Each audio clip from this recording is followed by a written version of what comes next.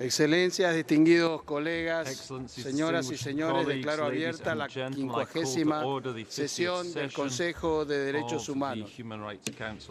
Es un honor para mí dar la bienvenida a la señora Michelle Bachelet, alta comisionada para los derechos humanos.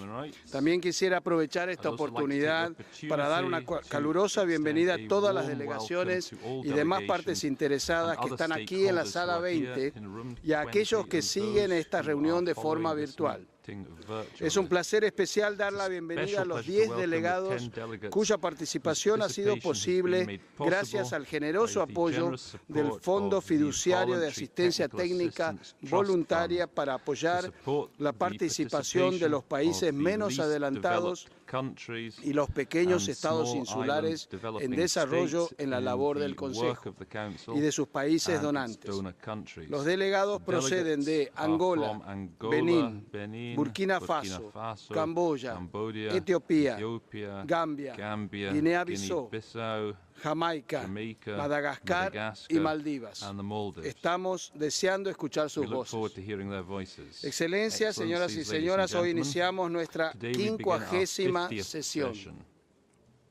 El día miércoles 15 de junio próximo realizaremos el evento conmemorativo al que los invito a participar activamente, pero permítanme hoy decir unas palabras al respecto. Tuve el privilegio de integrar como joven diplomático la delegación argentina en aquella primera sesión del 19 de junio de 2006 en la sala principal de la Asamblea General del Palais de Nación. En esta sesión número 50 se impone una perspectiva histórica sobre nuestro trabajo y les hago una propuesta. A lo largo de estas 4 semanas, usemos la 50ª sesión para detenernos un momento y reflexionar por qué y para quiénes cada uno de nosotros, representantes de gobiernos, integrantes de la Oficina de la Alta Comisionada, de la Secretaría, de las ONGs o miembros de la prensa, por qué y para quiénes desplegamos estos enormes esfuerzos para hacer funcionar colectivamente la maquinaria del Consejo de Derechos Humanos, que recuerden nunca paró, ni aún en tiempos de pandemia. Les dejo algunos números para contribuir a esta reflexión estas 4 semamas. Desde su primera sesión hasta el día de hoy, el Consejo de Derechos Humanos celebró 2007 reuniones oficiales, 34 sesiones especiales, 7 debates urgentes, 932 diálogos interactivos y 232 paneles de discusión.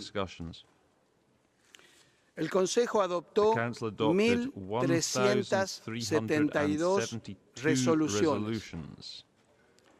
Estableció 18 procedimientos especiales temáticos: albinismo, empresas y derechos humanos, cambio climático, derechos culturales, desarrollo, personas con discapacidad, medio ambiente, Asamblea Pacífica, orden internacional, leprosía, personas mayores, privacidad, orientación sexual, esclavitud, verdad, medidas coercitivas unilaterales, agua y sanidad y discriminación contra las mujeres.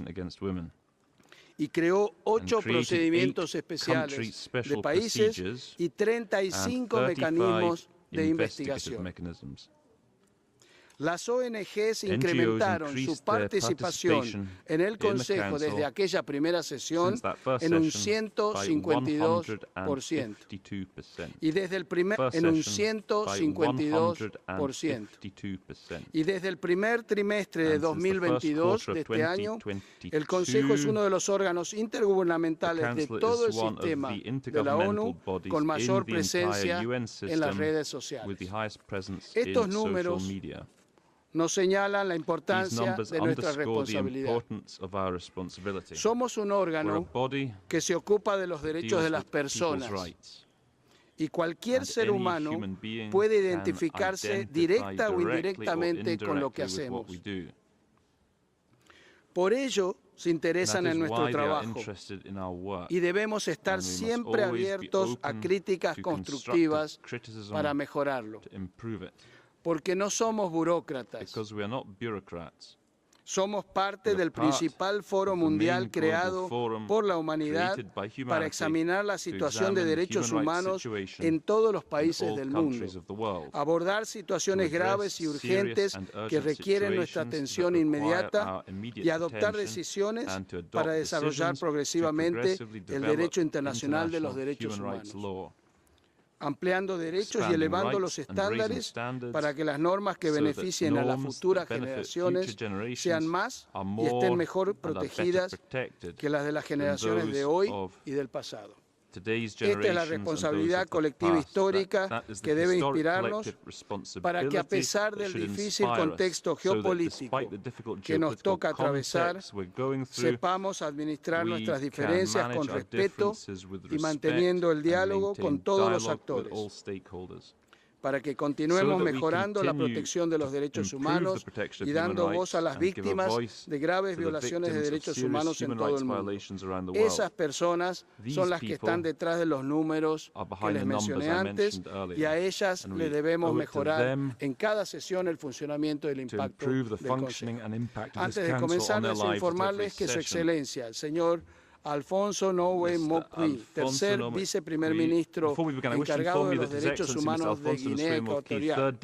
Su Excelencia, señor Mohamed Mahfoud Mahamoudine, ministro coordinador de Asuntos Políticos, Jurídicos y de Seguridad de la República de Indonesia. Y Su Excelencia, señor Gamini Lakshman Peiris, ministro de Asuntos Exteriores de Sri Lanka, se dirigirán al Consejo esta misma mañana tras la presentación del informe anual de la alta comisionada y el diálogo interactivo sobre la actualización oral de la alta comisionada sobre la respuesta de los estados a las pandemias. Permítame comenzar recordando las modalidades extraordinarias adoptadas por el Consejo en la reunión de organización del 30 de mayo. El 50º periodo de sesiones del Consejo está previsto que se celebre en esta sala del 13 de junio al 8 de julio de 2022. A lo largo de la sesión, las delegaciones estatales tendrán la posibilidad de hacer sus declaraciones en persona o virtualmente a través de declaraciones pregrabadas en video o en directo o en la plataforma Zoom. Las delegaciones que participen a distancia podrán plantear una cuestión de orden mediante la función de levantar la mano en la plataforma Zoom, que será reconocida por la Secretaría o en el podio. Las delegaciones podrán ejercer su derecho de respuesta a distancia del mismo modo que durante la 49ª sesión ordinaria, enviando una solicitud al sitio web de la oficina. Los titulares de mandatos de procedimientos especiales, los miembros de los mecanismos de investigación y los ponentes que no puedan viajar a Ginebra podrán enviar mensajes de video pregrabados para sus presentaciones iniciales y participar en diálogos interactivos o mesas redondas a través de Zoom.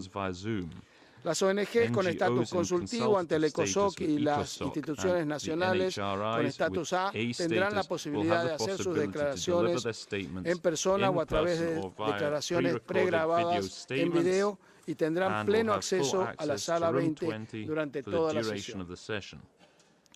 Dada la repercusión del Plan Estratégico de Patrimonio en la disponibilidad de salas, los eventos paralelos no podrán tener lugar dentro del Palacio de las Naciones durante esta sesión. En caso de que las ONG decidan organizar eventos virtuales paralelos al 50º periodo de sesiones, la información sobre dichos eventos puede figurar en la página web de la sociedad civil de la Oficina de la Alta Comisionada junto con una declaración en la que se indique que los eventos no son actos oficiales del Consejo. Estas modalidades extraordinarias se aplicarán exclusivamente a esta sesión y no deben servir de precedente. A continuación, abordaremos otras cuestiones breves de organización y procedimiento.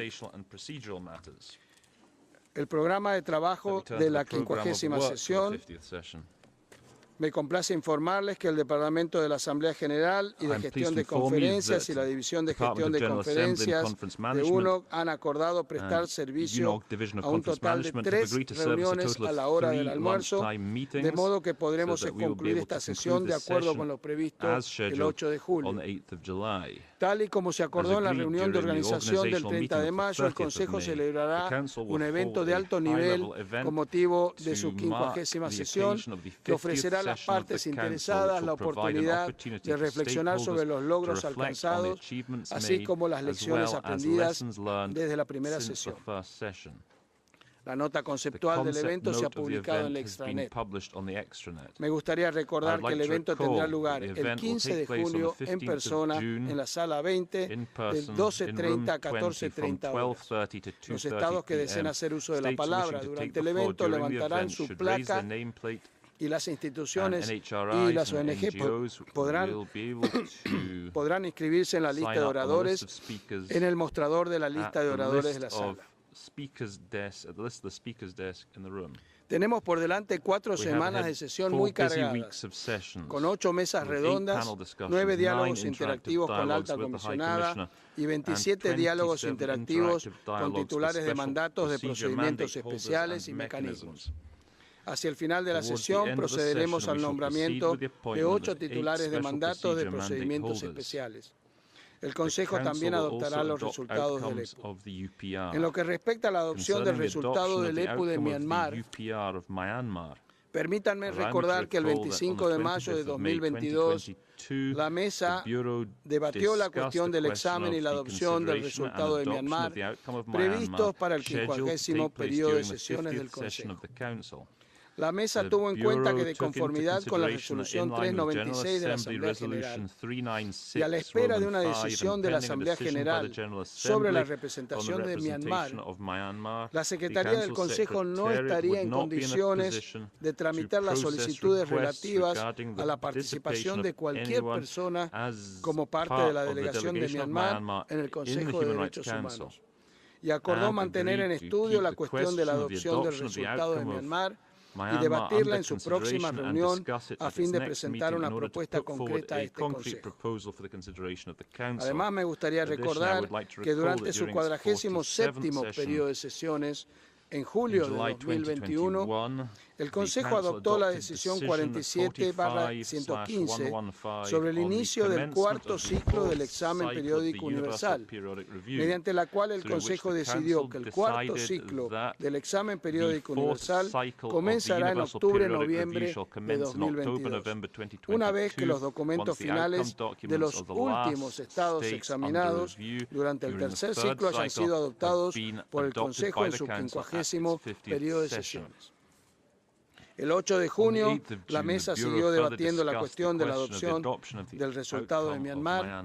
La Mesa destacó que al concluir su examen en el marco de la 37ª sesión del Grupo de Trabajo sobre el EPU en enero de 2021, Myanmar apoyó 119 de las 354 recomendaciones y enfatizó la importancia de preservar la integridad del proceso del EPU, así como de permitir que las recomendaciones apoyadas proporcionen una hoja de ruta para mejorar la situación de los derechos humanos sobre el terreno. Teniendo esto en cuenta, la Mesa decidió proponer para su aprobación que el Consejo, 1. Reconoce, con vistas a su pronta implementación, que el Grupo de Trabajo sobre el EPU, durante su 37ª sesión en enero de 2021, adoptó la sección de recomendaciones del proyecto de informe sobre el EPU de Myanmar, que incluye 119 recomendaciones apoyadas por Myanmar. Y 2. Pospone el examen y la adopción del informe del EPU de Myanmar hasta que la Asamblea General tome una decisión sobre la representación de Myanmar. La Mesa acordó que esta decisión se incluya en el acta oficial de la 50ª sesión. La Mesa decidió además que el presidente presentará un proyecto de decisión por escrito para su adopción al final del presente periodo de sesiones, mediante el cual el Consejo decidiría que el cuarto ciclo del examen periódico universal comenzará en noviembre de 2022. Y esta decisión sustituiría a la decisión 47/115. ¿Hay algún miembro del Consejo que desea hacer comentarios sobre esta propuesta?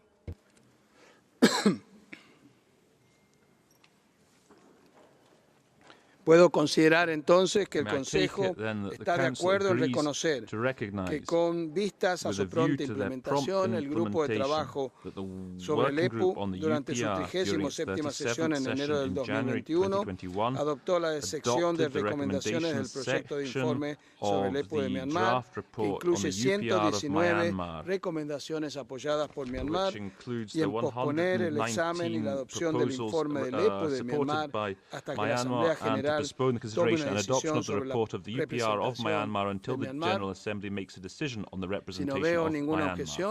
Así queda decidido. If I see no objection, Propongo it is ahora so para su examen y decided. I now aprobación por propose el the Consejo el consideration of proyecto an de approval programa by de the trabajo Council, en el entendimiento de que el programa de trabajo es un documento en evolución y que pueden ser necesarios nuevos ajustes en función del progreso de nuestros trabajos. ¿Hay algún miembro del Consejo que desee comentar esta propuesta de aprobación del programa de trabajo? No veo ninguna objeción, así queda decidido. El sistema de inscripción en línea en las listas de oradores de todos los diálogos interactivos y mesas redondas se abrió el pasado martes 7 de junio y se cierra 24 horas antes de la reunión en la que está previsto que comience el respectivo diálogo. Una vez cerrada la inscripción en línea, las delegaciones pueden seguir inscribiéndose o retirándose enviando un correo electrónico a la oficina de la lista de oradores. La dirección de correo electrónico es la oficina de la alta comisionada. Las listas de oradores se cerrarán aproximadamente 15 minutos después del comienzo de cada debate. El sistema en línea para la inscripción en las listas de oradores para la adopción de los resultados del EPU se abrirá el lunes 20 de junio a las 9 horas y se cerrará el jueves 23 de junio a las 18 horas. Para las organizaciones no gubernamentales, las listas de oradores para todos los debates que tengan lugar durante la sesión se abrirán en línea el jueves 9 de junio a las 14 horas. Me gustaría reiterar la petición a todos los participantes de que suban la versión en Word de sus declaraciones orales a través del sistema en línea para la lista de oradores.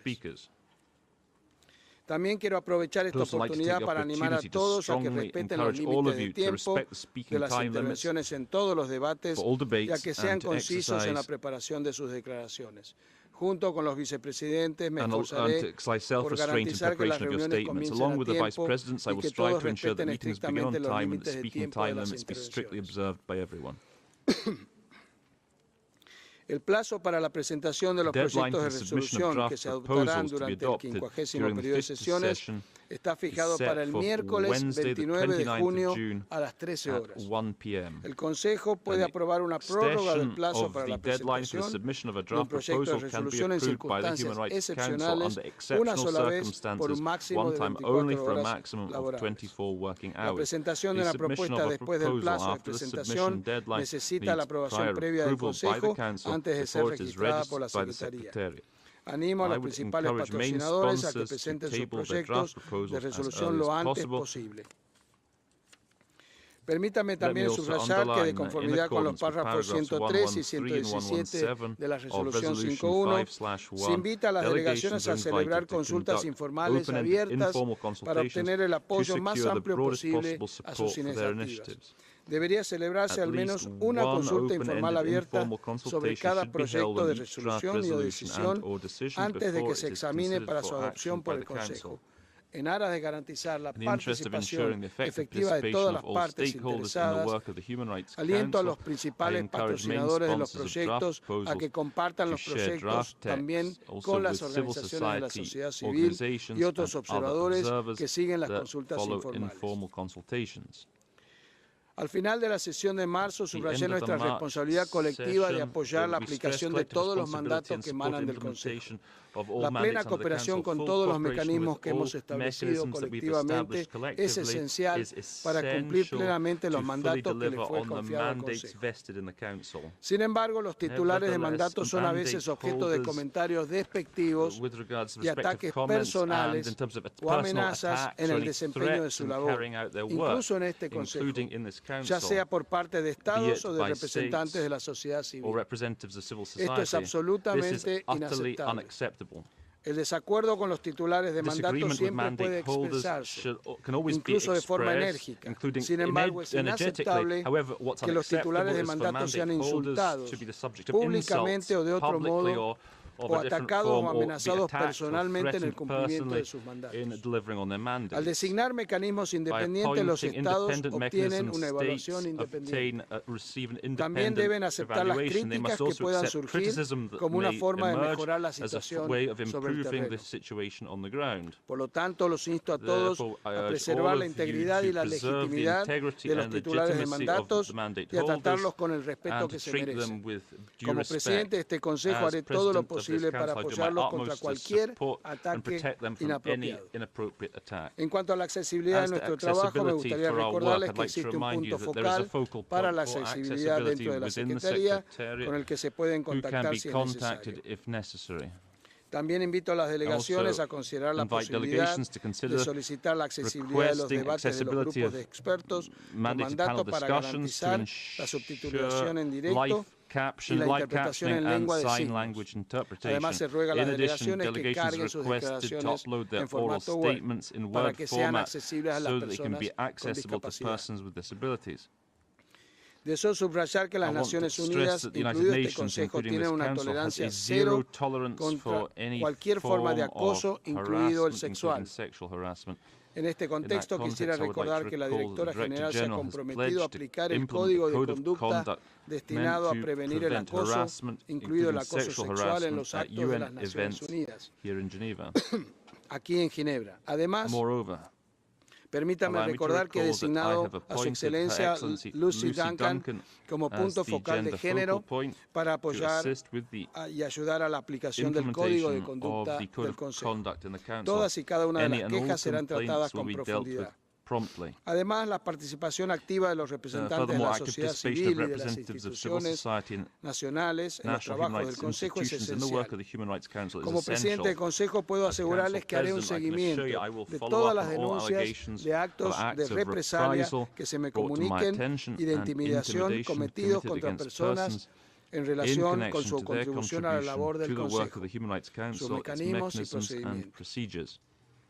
Hago un llamamiento a todos para que tomen todas las medidas necesarias para evitar estos actos y para que se aborden con prontitud y seriedad en caso que se produzcan. Ahora sí, declaro abierto el punto 2 de la agenda. Informe anual de la alta comisionada de las Naciones Unidas para los Derechos Humanos e informes de la oficina de la alta comisionada y del secretario general. Permanecerá abierto este punto durante toda la sesión. Antes de invitar a la alta comisionada a presentar su informe, permítanme recordarles que el diálogo interactivo sobre el informe anual está previsto que comience mañana por la mañana.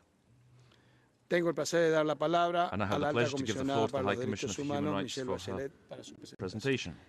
Thank you, Mr. President, distinguished President, Excellencies, colleagues and friends. It is an honor to address you today in what continue to be challenging times for the promotion and protection of human rights. Since we last gathered, the war in Ukraine continues to destroy the lives of many, causing havoc and destruction. The horrors inflicted on the civilian population will leave their indelible mark, including on generations to come. Its social, economic, and political ramifications ripple across the region and globally with no end in sight. A global food, fuel, and finance crisis now risks plunging millions into food insecurity and poverty. 1.2 billion people live in countries that are severely exposed and vulnerable to all three dimensions of finance, food, and energy simultaneously. The World Food Programme estimates that the number of severely food insecure people is expected to grow from 276 million at the start of 2022 to 323 million in the course of the year. According to the UN Global Crisis and Response Group, the combination of higher food and energy prices, growing inflation, export restrictions, and tightening financial conditions will be devastating, in particular of the most vulnerable. Inequalities between and within countries are skyrocketing, threatening COVID-19 recoveries, undermining progress in the implementation of the SDGs, and slowing down climate action. In the face of these multiple and intersecting challenges and rising global tensions, many people I met are questioning not only their own futures, but the future of their society and of our globe. I understand and I share these concerns. It is tempting to slip back into emergency mode and focus on putting out the first fires we see. Yes, stronger immediate action is needed to address the war's impacts and to limit human suffering, but this is not sufficient. We need to invest in addressing the conditions that provoke this crisis. I urge us, at precisely this moment of grave and profound threat, to pursue the path we have committed to in the wake of the COVID-19 pandemic. We gathered in multilateral fora, in high-level debates and donor meetings, and spoke of global solution and of putting people at the center of our efforts. We committed ourselves to learning the lessons of the pandemic and to recover better. Eager to avoid the devastating consequences of the austerity that followed the 2008 financial crisis, the international community agreed to change course, building together transformative societies and towards greener economies that will be more resilient to crisis. We are now facing a vital test of that commitment, and we need to meet it. The 2030 Agenda and the Paris Agreement must remain our blueprint for this ambition. Within the 8 years that remain, we must take bold and urgent action to generate the transformative change that is needed to meet the Sustainable Development Goals. That recognition has inspired our common agenda and the call to action for human rights, in which the Secretary General calls for a more networked and inclusive multilateralism, with actors joining forces to take on the global and interconnected challenges facing humanity. In that spirit, and by drawing on the work of my office, allow me to highlight 4 areas of intervention that I hope can give us some direction in the face of the current crisis. First, we need to tackle inequality and discrimination. We live in a world of staggering inequality, with one study estimated that global inequalities are about as great today as they were in the early 20th century. The World Bank has projected 198 million more people live in extreme poverty during 2022 due to COVID-19. Global food prices alone are now estimated to add a further 65 million more people to that total. While people across all income groups experienced losses during the pandemic, the poorest 20% experienced the steepest decline in income, and the poorest 40% haven't started to recover their income losses. And as the climate crisis continues to worsen for us all, it is again the poorest and most vulnerable who are bearing the harshest brunt. People's capacity to withstand yet another crisis is shrinking even further. So we must further commit to redressing inequalities and discrimination. Today, we know that greater equality can be an even more powerful engine than growth in reducing extreme poverty, a key goal of the 2030 Agenda. My office continues to expand its work to tackle inequality and discrimination, including by contributing to efforts to develop metrics beyond GDP, covering a range of inequalities to measure progress.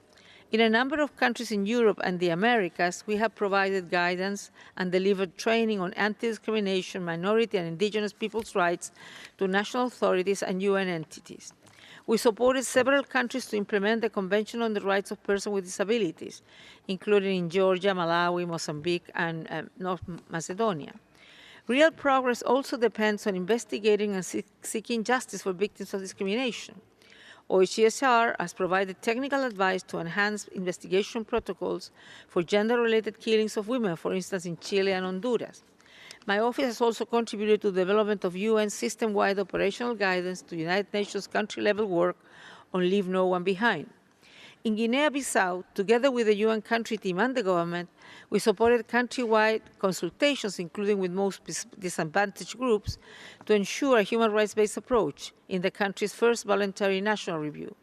My office also supported the government of Serbia to mainstream the pledge to leave no one behind in government policy and lawmaking. The development of an action plan for the National Anti-Discrimination Strategy will draw on this effort. This brings me to the issue of disaggregated data. We cannot fix what we cannot see. Disaggregated data, critical to fighting inequalities, particularly in the current context, remains largely unavailable, especially regarding multiple and intersecting forms of discrimination. There is an urgent need to strengthen statistical capacity of countries, including through increased international support.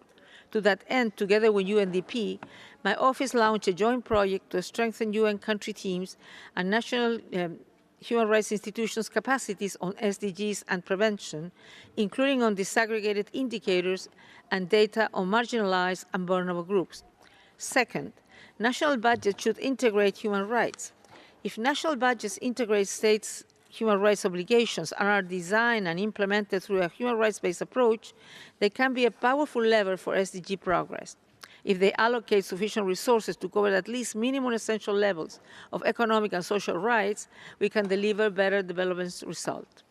Increasing national spending in social sectors with a focus on accessibility, affordability, and quality of services and non-discrimination, particularly in the current context, will strengthen countries' capacity to withstand shocks. In this regard, my office is assisting countries to analyze their budgets, mobilize resources, and create more fiscal space through a human rights lens. For instance, through the UN Assistance Mission in Somalia, we help assess the human rights compliance of a government social protection cash transfer scheme.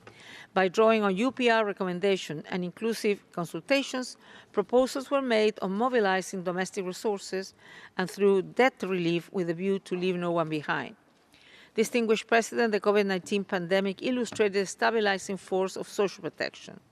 States adopted and financed innovative measures during the pandemic. They expanded coverage to informal workers, undocumented migrants, and specific vulnerable populations.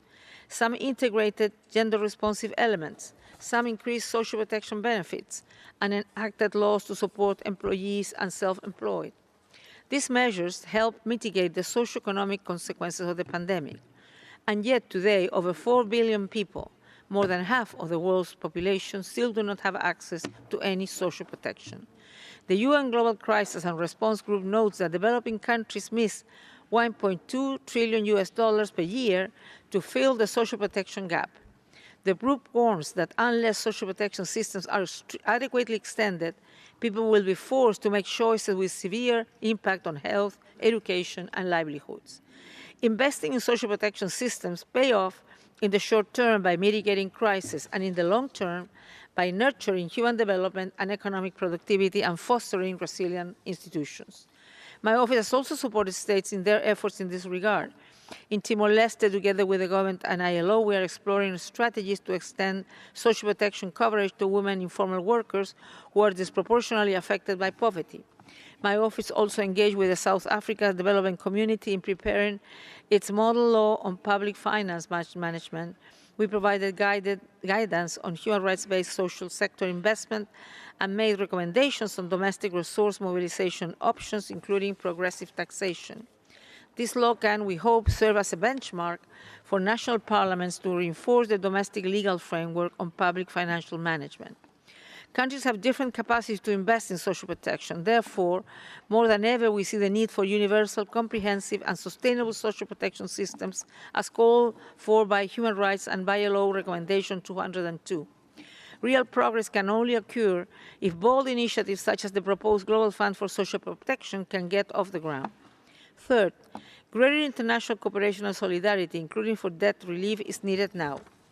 Without a significant boost in financial resources, we will not be able to achieve the SDGs. The financing gap to achieve the SDGs has widened by over 70% to an annual amount of $4.3 trillion. This gap requires countries to mobilize public and private resources both domestically and internationally. Yet spiraling debt and uncertain prospects of economic outlook, which will be further exacerbated in the current context, are holding many developing countries back. In 2022, it's estimated that these countries will require $311 billion to service public external debt, amounting to 13.6% of government revenues. Strengthening fiscal systems can certainly help raise additional domestic resources in all countries. But for many countries at various levels of development, support is crucial. Against this backdrop, I urge countries to remember our commitment to build forward better. This is the time to redouble efforts toward the 0.7% ODA target. armed with the knowledge that social spending today yields better societal outcomes tomorrow. Lurking behind this finance concern is a looming debt crisis, as the Secretary General has warned. So early and coordinated action of all, in particular international financial institutions, but also public and private creditors, is urgently needed. International financing mechanisms to support strong national fiscal responses need to be fully funded and operationalized to meet the SDGs. We also need to improve regulation of private sector actors such as rating agencies. The UN Guiding Principles on Business and Human Rights can serve as a robust guide for better aligning private investment with human rights and development objectives. Finally, in order to shift towards a system with coordinated, comprehensive, and sustainable debt solution, we need a reform of the international financial architecture. And the role of international financial institutions is critical in supporting indebted countries. International human rights law provides the framework for this support, including how to mitigate retrogression in the fulfillment of rights. This involves ensuring that measures adopted do not result in discriminatory outcomes, in particular for the most marginalized. And finally, civic space, I wish to conclude on what I think is the most crucial and valuable element of building resilience in times of crisis. These are times for greater, not less, transparency and broader space for civic engagement and participation if we are serious about our commitments to build transformative and greener societies. A vibrant civic space is a lever of a stable, secure society. Yet we continue documenting attacks against defenders and journalists offline and online worldwide. We cannot separate progress on economic goals, such as reducing poverty, from the rights of those who are the intended beneficiaries of those developments, including the right of those people to be heard. I know and I have seen that a life in dignity means securing the rights to work, to housing, to food, to water, and sanitation. I have also experienced firsthand that these rights can only be protected and fulfilled if people have the space to express their views and to demand the change they wish to see. Together, these rights are the lifeblood of a vibrant, just, and peaceful society. By contrast, arresting those who protest peacefully, shutting down independent media, detaining lawyers, these are measures that not only violate rights, they eat away at the foundations of our prosperity and security. The lessons here are clear and are visible in the most powerful countries in the world, West and East. When we adopt laws that discriminate on the basis of religion, take shortcuts by profiling groups, give broad license to law enforcement without sufficient interdependent oversight, we damage not only our credibility but our stability. Terrorism is a scourge that unites us all in horror and commitment to combat it. But there can only be success in countering terrorism if, in doing so, we fully live up to the values we are defending. I am proud to lead an office, and that office, the United Nations efforts under the Secretary General's call to action to make civil society participation more inclusive and safer. My office led efforts to develop the UN system guidance note on civic space and has supported human rights defenders networks in the Pacific and the Americas, as well as the women human rights defenders networks in Ethiopia, Tanzania, and elsewhere in East Africa. Distinguished President, Excellencies, states responses to our growing challenges make or break the live reality of human beings everywhere. Free and fair elections are critical, but people will measure the success of democracy by the extent to which they feel tangible differences in their lives. Human rights reaffirm what economists are telling us, that progress in human rights and development make economic sense and deliver better outcomes in the medium and longer term. Human rights are the tool to respond to political pressures for a quick fix, and they are the tools that bring people together. And this is not a pretty path. Open societies can be chaotic, with their flaws visible to all, and the result not immediate, but it is a steady one. And I hope we can unite on this path. Distinguished President, Excellencies, since I last updated you, I have undertaken 2 country visits, first to Afghanistan and most recently, China. I will update you separately on Afghanistan on Wednesday. During my visit to China, I engaged in dialogue with the most senior leaders and officials at national level and met with key representatives at regional level in Guangdong and Xinjiang. We had discussions on specific human rights concerns, including human rights violations in the context of China's policy for countering terrorism and safeguarding national security, protection of the rights of ethnic and religious minorities, judicial and legal protection, including for women, human rights in the digital space, and business human rights. I also raised concern regarding the human rights situation of the Uyghur and other predominantly Muslim minorities in Xinjiang, including broad arbitrary detention and patterns of abuse both in the BETC system and in other detention facilities. My office's assessment of the human rights situation in Xinjiang is being updated. It will be shared with the government for factual comment before publication. In addition, I raised human rights concerns in the Tibet and Hong Kong regions and discussed possible follow-up actions with my office. I'm also grateful for the informative and frank exchanges my team and I had with survivors and their family members and with civil society representatives, including outside of the country, whose information and perspectives are vital. I have always emphasized the importance of dialogue in my engagement with all member states, even on the most difficult issues. Going forward, we have agreed with the government of China to hold an annual senior meeting on human rights and to continue exchanges of the above-mentioned topics and specific human rights issues of concern. We are now elaborating concrete steps to put the agreements into action. I now wish to update you on a few critical situations that call for urgent action. I will not touch on those situations that are the subject of separate discussion during this session, being alongside Afghanistan, Iran, Myanmar, Nicaragua, Sudan, Syria, Ukraine, and Venezuela. I remain concerned about persistent impunity for violation of human rights. In Haiti, impunity for corruption and human rights violations and abuses is a structural and long-standing challenge and one of the root causes of violence. The rapid deterioration of the human rights situation, particularly in the metropolitan area of Port-au-Prince, results from violent clashes between heavy armed gangs, rapidly expanding their control over the capital. Killings, kidnappings, sexual violence, including against children, are used to instill fear and displace the local population. Urgent, comprehensive action by the international community to tackle sexual violence and strengthen accountability mechanisms is necessary. On her recent trip to South Sudan, while acknowledging some progress in the area of transitional justice, my Assistant Secretary General for Human Rights called on the authorities to fight impunity, hold perpetrators of human rights violations to account, and encourage compensation to victims. The institutional vacuum in Abyei, impeding justice and accountability for violations, including those linked with killings of civilians in the context of intercommunal violence, continues to be worrying.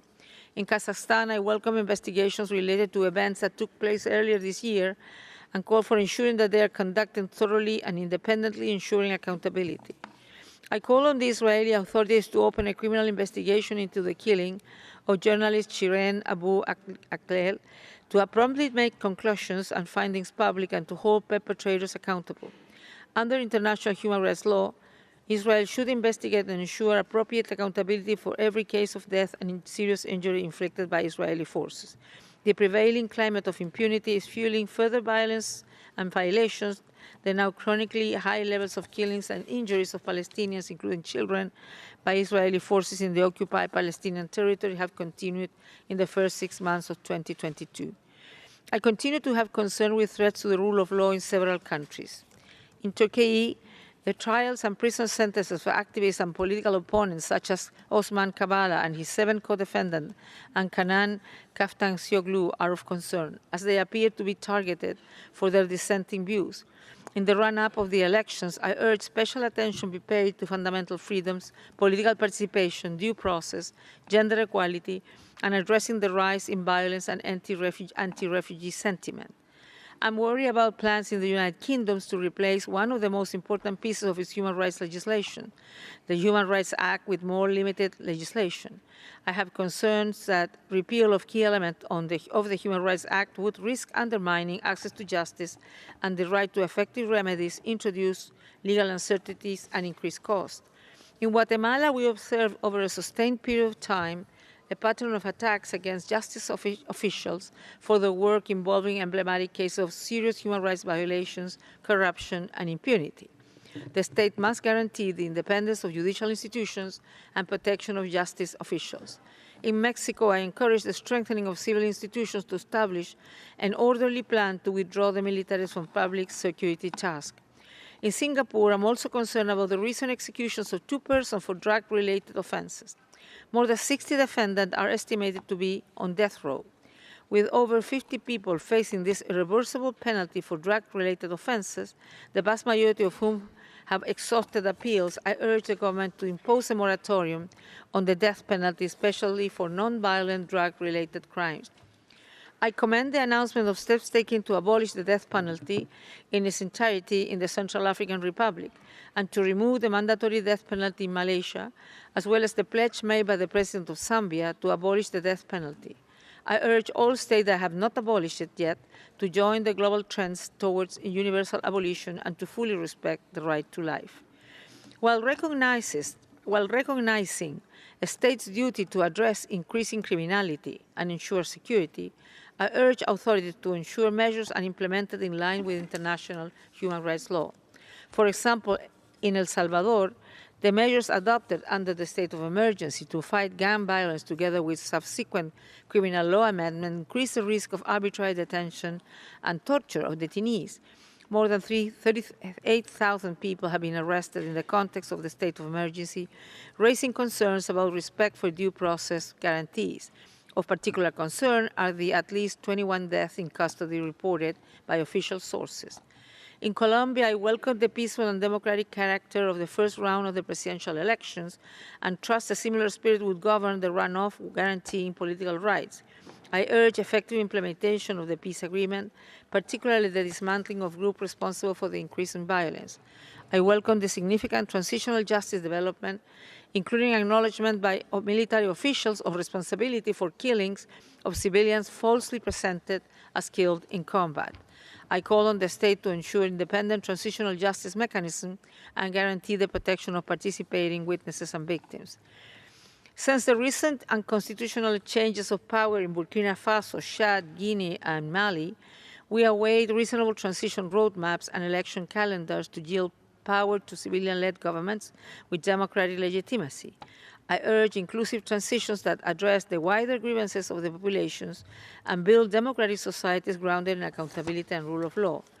In the Central African Republic and Mali, my field offices have recorded a worsening human rights situation as state military operations have increased, including with the reported deployment of private military actors. In Burkina Faso, civilians are victims of attacks and threats posed by extremist armed groups, as well as of national military and security operations with the support of the Volontaires pour la Défense de la Patrie, a pro-government militia. Regional partnerships and collective responses to security challenges and terrorist-related threats in the Sahel are crucial. I regret the paralysis of the G5 Sahel Joint Force stemming from Mali's decision to withdraw from all G5 Sahel organs. My office remains committed to support national and regional actors to protect civilians in the Sahel region and ensure accountability.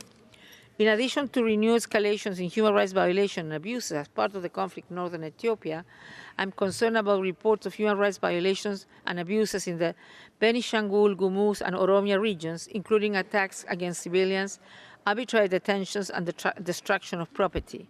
Growing religious tensions in various cities signal the need to tackle the underlying issues. In Yemen, in the context of grave food insecurity, the fragile truce which began on the 2nd of April 2022 continues to hold, and I call on all parties to agree to its extension and to work with the UN Special Envoy on implementing all its provisions.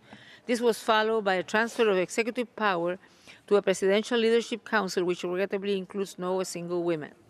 I urge this Council to also prioritize a peaceful end to the judiciary strike, which has negatively affected due process safeguards. I also wish to draw attention to the impact of the war in Ukraine on those caught up in protracted conflicts in the region, including parts of the South Caucasus region, the Western Balkans, as well as the Transnistria region in Moldova. I encourage step-up engagement through existing negotiations to contribute to prevention, confidence building, and protection in the region. And we observe worrying consequences of human rights as a result of economic and other crises in some countries. For instance, in Sri Lanka, I urge the government to ensure immediate relief for the most marginalized and vulnerable groups and to prioritize social protection as it negotiates a recovery plan. I hope efforts will focus on deeper institutional reforms to ensure greater transparency and accountability in governance, reduce inequalities, and advance reconciliation and justice for all communities. The growing poverty, inequality, food insecurity, and reduced access to health care and other essential services in Lebanon are troubling. Following the recent elections, I call for the urgent formation of a new government that can enact human rights-based reforms. I also call upon the authority to urgently enable the resumption of the investigation into the Beirut port explosion, which took place almost 2 years ago with a view to ensuring accountability. I remain concerned by the likely human rights impact of the reported outbreak of COVID-19 in the Democratic People's Republic of Korea. In the absence of any vaccination rollout, the limited healthcare infrastructure and the precarious food situation, the impact particularly on vulnerable population is likely to be severe. Once again, I urge the international community to relax sanctions to enable urgent humanitarian and COVID-related assistance and encourage the DPRK to open channels for humanitarian support, including the presence of UN staff. For Angola and Kenya, I join the UN system in expressing hope for peaceful and inclusive elections where Angolans and Kenyans can freely and safely exercise their rights and fundamental freedoms without discrimination as guaranteed by their constitutions. Excellencies, I'm increasingly alarmed by significant setbacks relating to women's rights, particularly in the area of sexual and reproductive health and rights. Restrictive abortion laws and practical barriers pose a threat to human rights, with disproportionate impact on women with limited resources. Unsafe abortions are a leading but preventable cause of maternal morbidity and many times mortality. Sexual and reproductive health and rights are critical for women's well-being and for development.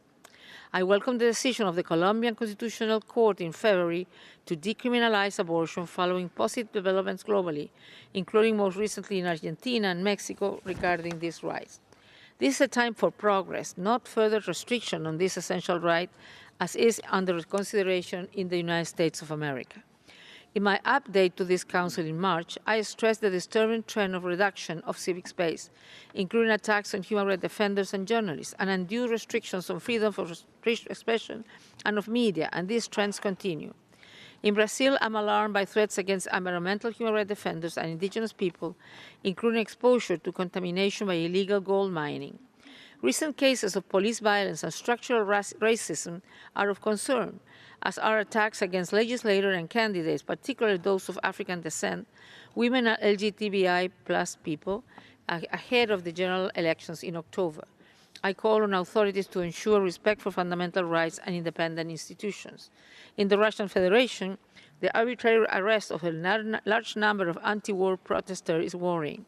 New criminal law restrictions were introduced, including general prohibition on the dissemination of information based on vague and ambiguous notions, including false news or non-objective information. I also regret the increase in censorship and restrictions on independent media.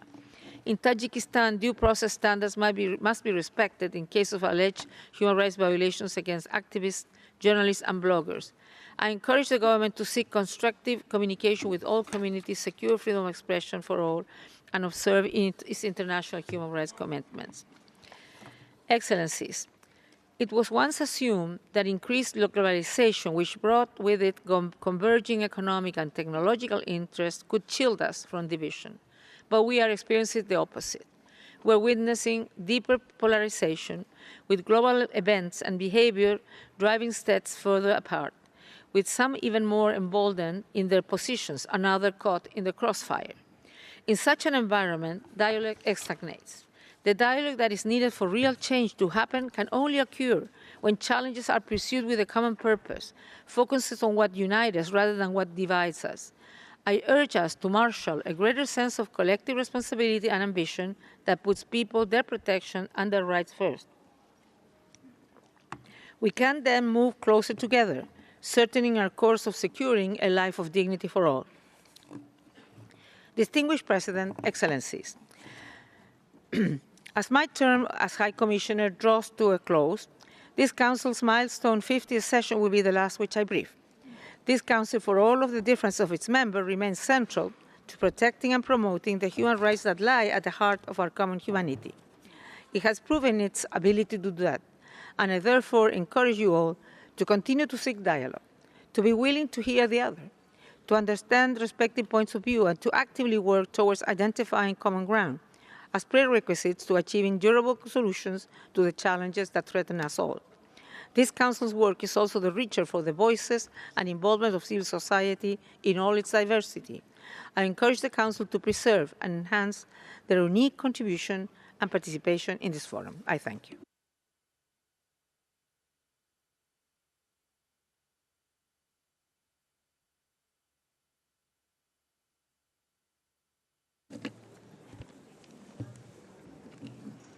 Muchas gracias, Thank you very señora much, alta comisionada. Madam High Commissioner.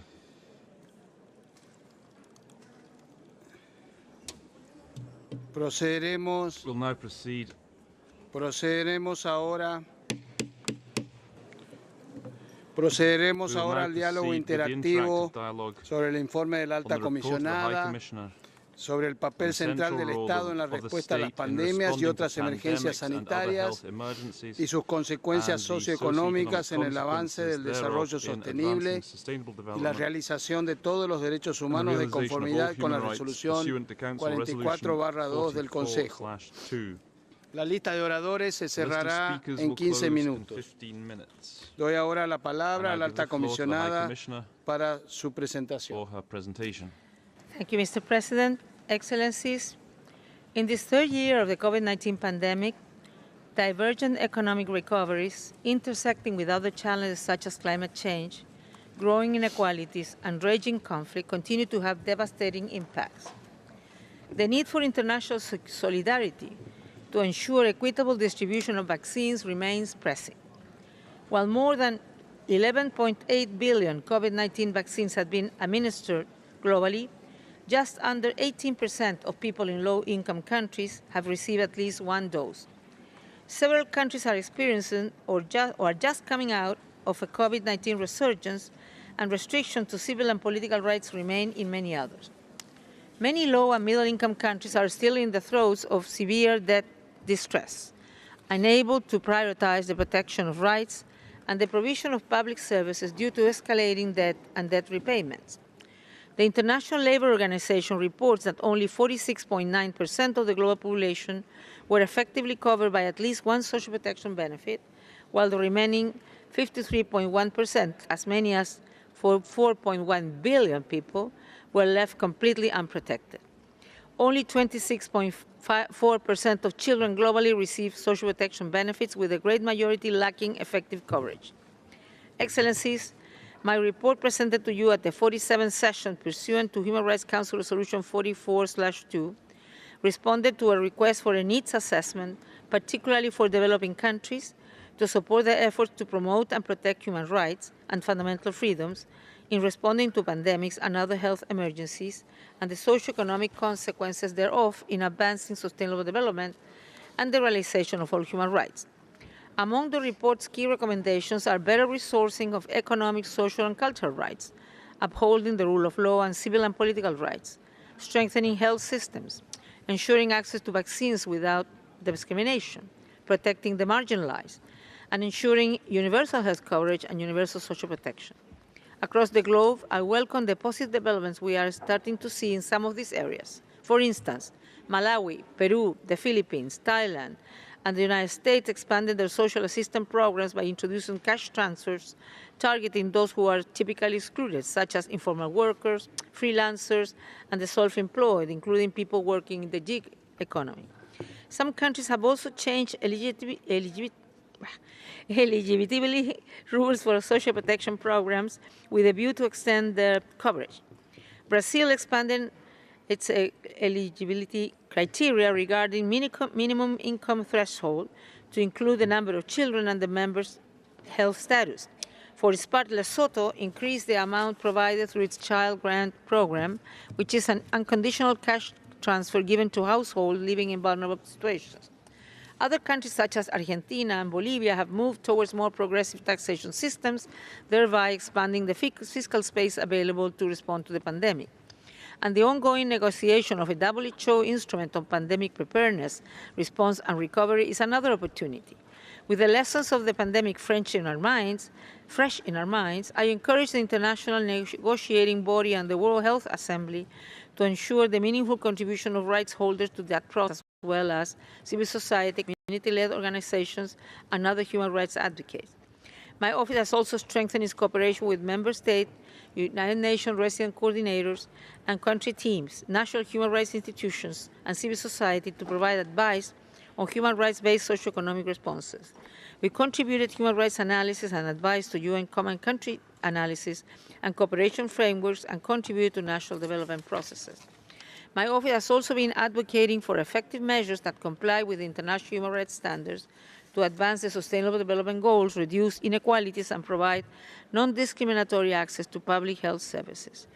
And through the SEARCH initiative, my office has analyzed international and national economic policies and measures, including the impact of sanctions and debt distress, stimulus packages, and sectorial interventions.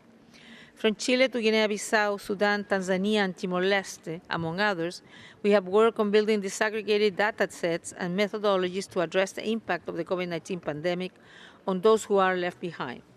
OHCHR field presences worldwide have also supported member states, civil society, and national human rights institutions in implementing the country-specific guidance provided by the Human Rights Mechanism related to a number of the issues reflected in the recommendations of the report.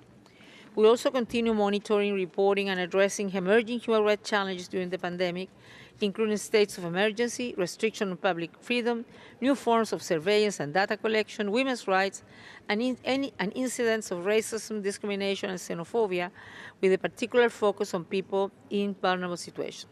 Mr. President, full and equitable recovery from the COVID-19 pandemic is still far from the reality for the majority of people around the world. As we emerge from the devastating consequences of a global emergency, one of the most crucial lessons we have is that we need to put people at the center of our efforts. Let's all commit to doing that. I thank you for your attention. Muchas gracias a la alta comisionada. Thank you very much, the High Commissioner. Comenzamos así la lista de oradores sobre este diálogo interactivo. Tem a palavra, em primeiro lugar, Sua Excelência, o Sr. João Lucas Quintal Novaes de Almeida, o diretor do Departamento de Direitos Humanos e Assuntos Sociais do Brasil. Tem a palavra, senhor. Obrigado, Sr. Presidente. Thank you, Mr. President. Brazil appreciates the report on the state response to pandemics.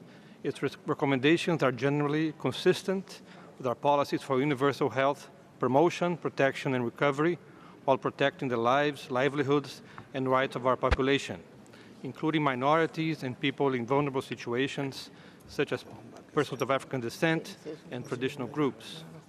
Since the pandemic began, Brazil has provided emergency aid to protect the most vulnerable, especially poor and informal workers, benefiting 68 million people. Former workers were able to enroll in a furlough mechanism that saved 10 million jobs. We also promoted food security for traditional peoples and communities during the distancing. Brazil offers universal free vaccines, treatment, and diagnostics to COVID-19 to all our inhabitants, including non-residents, migrants, and refugees, without discrimination. Over 166 million people, more than 77% of our population, are fully vaccinated. We welcome the High Commissioner's recommendation for developed countries to redouble efforts to allocate 0.7% of their GNI for official development assistance. And we would like to ask her what concrete steps by developed countries would she recommend as priority measures, including to promote vaccine equality. Thank you.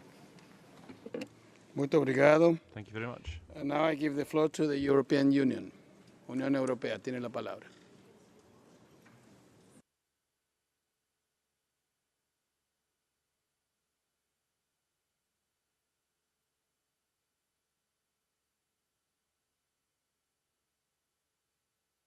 Unión Europea.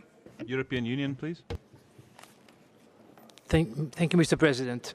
The EU thanks the UN High Commissioner for her oral update. The COVID-19 pandemic has impacted both civil and political rights and economic, social, and cultural rights. It has had a disproportionate effect on persons in vulnerable situations. Indeed, the pandemic demonstrated how our societies are interconnected and how all human rights are universal, indivisible, interdependent, interrelated, and mutually reinforcing. Without respect for fundamental human rights principles, there can be no sustainable development, and we cannot build back better. including multilateral institutions, civil society and the private sector in the response, is essential. Mr. President, the EU is leading the multilateral response to make sure no one is left behind and launched a Team Europe package to support partner countries face and recover from the pandemic. EU plays a leading role in strengthening the multilateral health architecture, in particular in the negotiation to strengthen health emergency preparedness and response. Madam High Commissioner, what can states and the international community do to ensure that a human rights-based approach and innovative collaboration with non-state actors, in particular grassroots, youth and women's rights groups, remain central in the global preparedness and response to pandemics? What kind of approach do you intend to have in the negotiation of the pandemic treaty in order to ensure that it will be truly intersectoral, integrating the human rights dimension? I thank you. Thank you. Tiene la palabra la delegación de Argentina, en nombre de un grupo de países. Muchas gracias, señor presidente.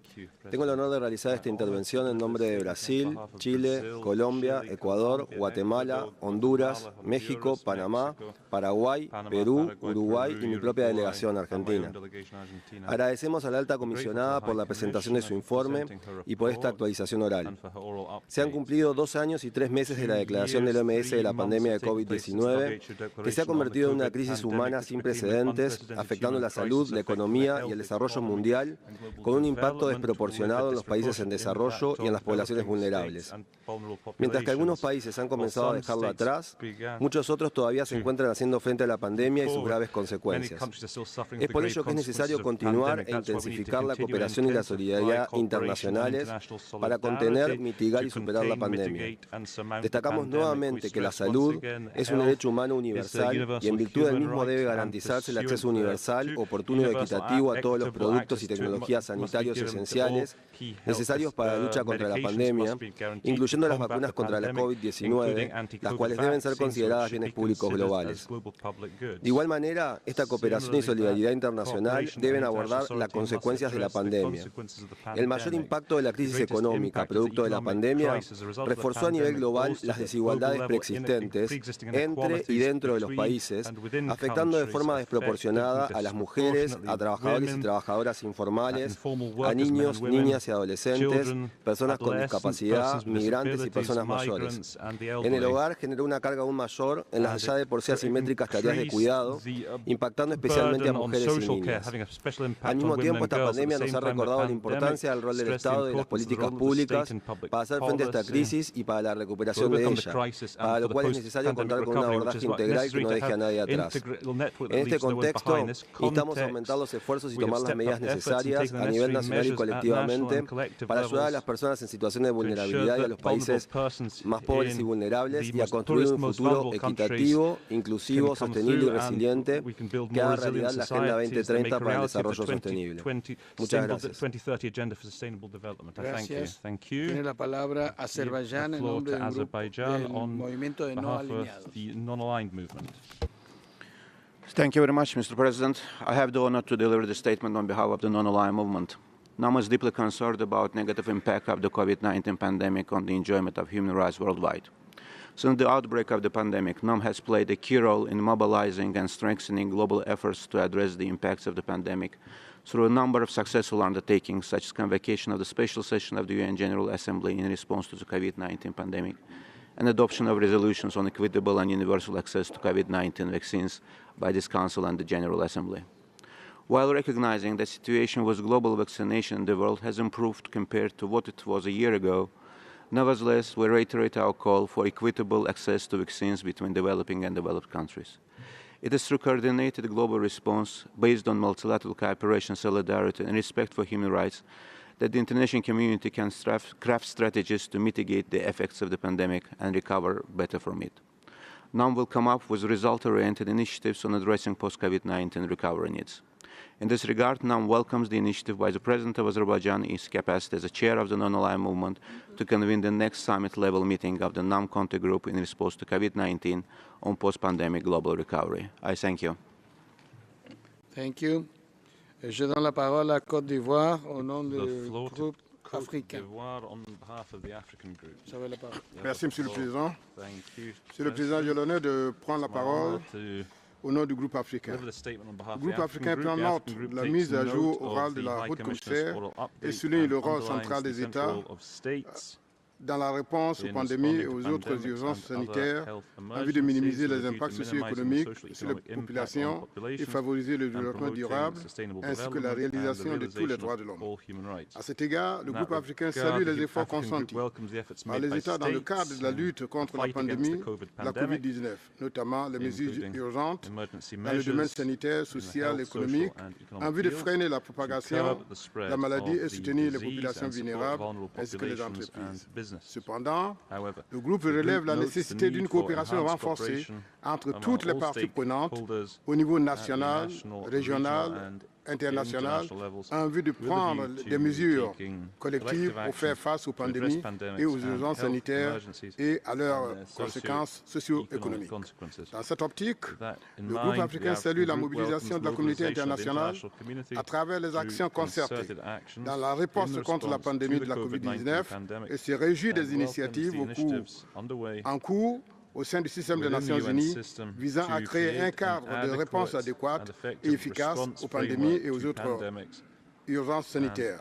Pour conclure, le groupe africain soutient que seul un renforcement de la solidarité et de la coopération au niveau mondial permettra de relever les grands défis sanitaires et favoriser le développement durable ainsi que la réalisation de tous les droits de l'homme. Je vous remercie, Monsieur le Président.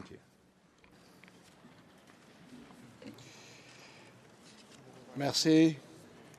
Tiene la palabra Jordania en nombre del Grupo de Estados Árabes. On behalf of the group of Arab states. شكرا السيد الرئيس. يشرفني أن ألقي هذا البيان باسم المجموعة العربية كما نشكر المفوضة السامية على تحديثها. ينبغي على الدول أن تتخذ بمفردها وعن طريق المساعدة والتعاون الدوليين في المجالين الاقتصادي والتقني على وجه الخصوص التدابير المناسبة لحماية المتواجدين على أراضيها من آثار أي جائحة وتمكينهم من الحصول على الرعاية الصحية وكذلك اتخاذ الإجراءات اللازمة مع الالتزام في ذات الوقت بحماية كافة الحقوق عند تطبيق أي تدابير استثنائية.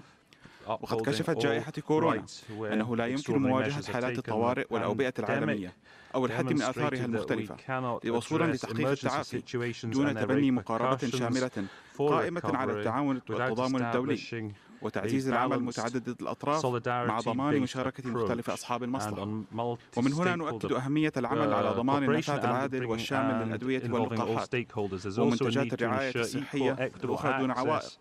كما نشير هنا إلى أن السيطرة على الأوبئة لن تتحقق دون العمل على توفير التحصين كسلعة عامة بما يتضمنه ذلك من نقل للتكنولوجيا ومشاركة نتائج الأبحاث وتنويع مصادر إنتاجات اللقاحات حول العالم ودعم قدرات الدول النامية لتدشين مراكز محلية وإقليمية لإنتاج الأدوية واللقاحات. وتؤكد المجموعة العربية على أهمية تعزيز التعاون والتضامن الدولي بما يسمح تحقيق التعافي من الوباء وتداعياته الصحية والاقتصادية والاجتماعية ويصب في صالح تعزيز حقوق الإنسان حول العالم. ونوصي المفوضة السامية بإيلاء اهتمام خاص بدعم الأسرة خلال الجوائح والعمل على توفير الحماية الفعالة لها باعتبارها الوحدة الطبيعية والأساسية في المجتمع وتوفير الخدمات الأساسية بما في ذلك الرعاية الصحية. شكرا سيد الرئيس.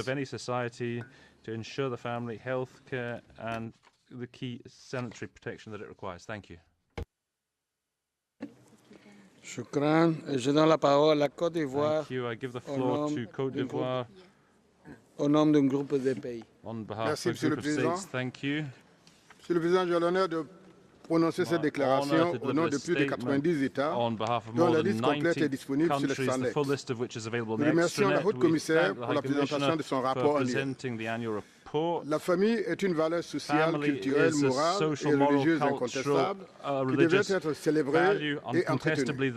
Conformément au droit international, les droits de l'homme, en particulier la Déclaration universelle des droits de l'homme et les deux pactes internationaux, la famille est l'élément naturel et fondamental de la société et a droit à la protection de la société et de l'État.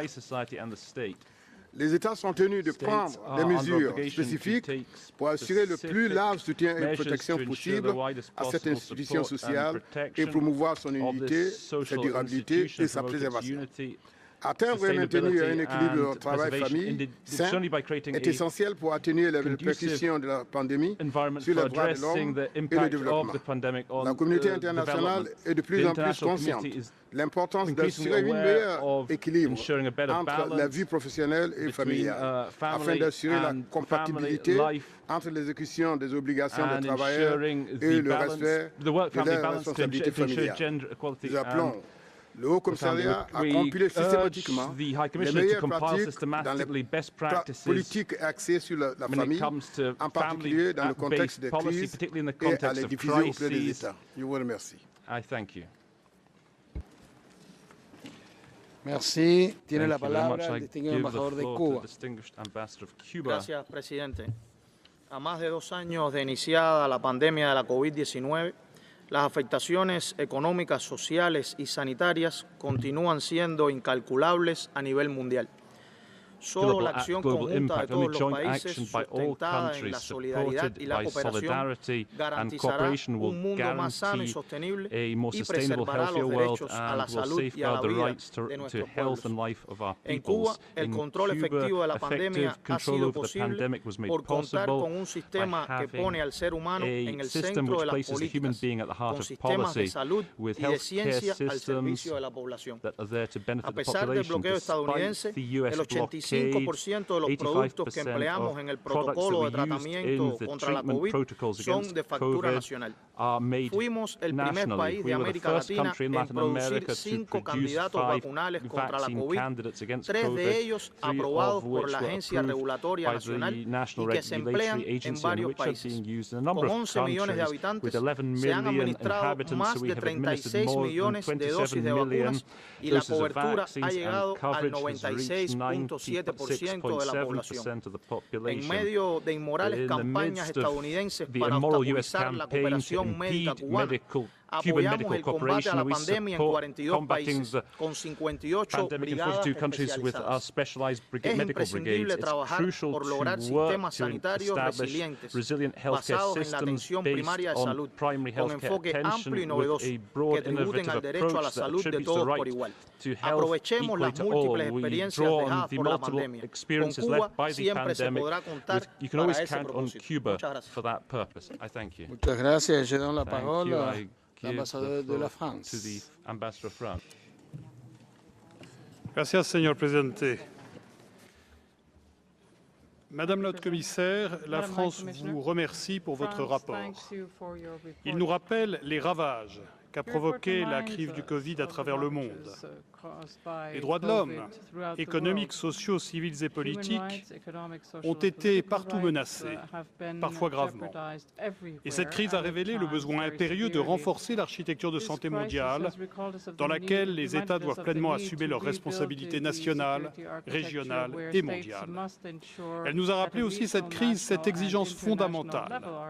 Notre réponse à la pandémie doit être fondée sur les droits de l'homme partout dans le monde. Dans ce contexte, la France a pris toutes ses responsabilités envers la communauté internationale pour garantir un accès équitable et abordable aux vaccins contre la Covid-19. Elle l'a fait à titre national comme à travers l'Union européenne. Nous continuons à soutenir pleinement la facilité COVAX, qui a permis de livrer plus d'1 milliard de doses à des pays à revenus faibles ou intermédiaires. À travers ce mécanisme, la France s'est engagée à donner 120 millions de doses de vaccins, total qui sera atteint à la fin de ce mois. Cet engagement se reflète également par l'allocation de 100 millions d'euros supplémentaires à l'initiative ACTA, comme annoncé en mai 2022. Nous appuyons la recherche d'un accord juste et équitable à l'OMC, le développement des capacités de production à travers le monde et plus généralement, nous avons défendu l'adoption par les institutions financières internationales de mécanismes de financement pour les pays les plus affectés par cette crise. La France voit en effet les vaccins comme un bien public mondial. Les contraintes économiques, prix, propriété intellectuelle, capacité de production doivent être surmontées par des actions de solidarité à l'échelle mondiale. Enfin, la France réaffirme son engagement en faveur d'une nouvelle architecture de santé mondiale, plus juste, plus efficace, plus solidaire, fondée sur le droit à la santé. C'est pourquoi le président de la République a, lors de la 75e Assemblée mondiale de la santé, appelé à l'adoption rapide d'un accord international juridiquement contraignant sur les pandémies. Je vous remercie. Merci. Tiene la palabra la distinguida embajadora de México.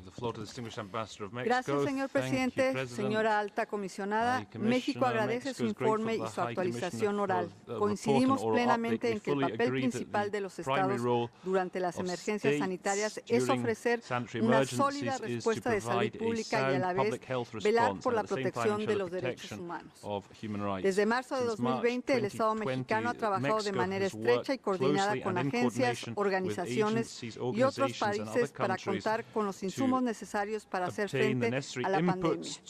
Actualmente, los esfuerzos de nuestro país están dirigidos a lograr que todas las personas tengan acceso universal y gratuito a la vacuna contra la COVID-19, por lo que se han negociado contratos con diversas farmacéuticas y somos parte de la plataforma COVAX. Además, México ha realizado donaciones de vacunas, insumos y equipo médico a países latinoamericanos y también hemos recibido generosas donaciones de equipo médico de algunos países. La cooperación internacional es fundamental para lograr una respuesta efectiva contra este desafío global. La pandemia ha generado formas agravadas de discriminación exacerbadas para quienes ya enfrentaban situaciones de desigualdad. Por ello, es fundamental desarrollar planes de recuperación que impulsen un cambio transformador hacia sociedades inclusivas, dirigiéndose especialmente a quienes enfrentan formas múltiples e interseccionales de discriminación y violencia. Los derechos humanos, incluyendo el derecho a la salud, son derechos de todas las personas en toda su diversidad. Muchas gracias. Muchas gracias. Tiene la palabra UN Women. Thank you, Mr. President, and thank you, Madam High Commissioner, for submitting your report. The impacts of crisis are never gender neutral. The COVID-19 pandemic has exacerbated gender inequalities, increasing violence against women, and rolling back progress in all spheres of life, including employment, health, and education. Yet many COVID-19 response plans have failed to meet the needs of women and girls. Only 1 in 5, or 20%, social protection and labor market measures were designed to respond to gender-specific risks and challenges. 12.4 prioritize women's economic security, and 7.4 provide support for unpaid care work. Crucially, women have been largely excluded from COVID-19 task forces. They represent a mere 24% of COVID-19 task force members worldwide. On June 23rd, UN Women and UNDP will launch a joint report, Government Responses to COVID-19, Lessons for a World in Turmoil. The report draws on the unique global database of close to 5,000 measures adopted by 226 countries and territories in response to COVID-19 to show what governments can do now to prevent further rollbacks and recover lost ground while enhancing resilience and preparedness for future shocks.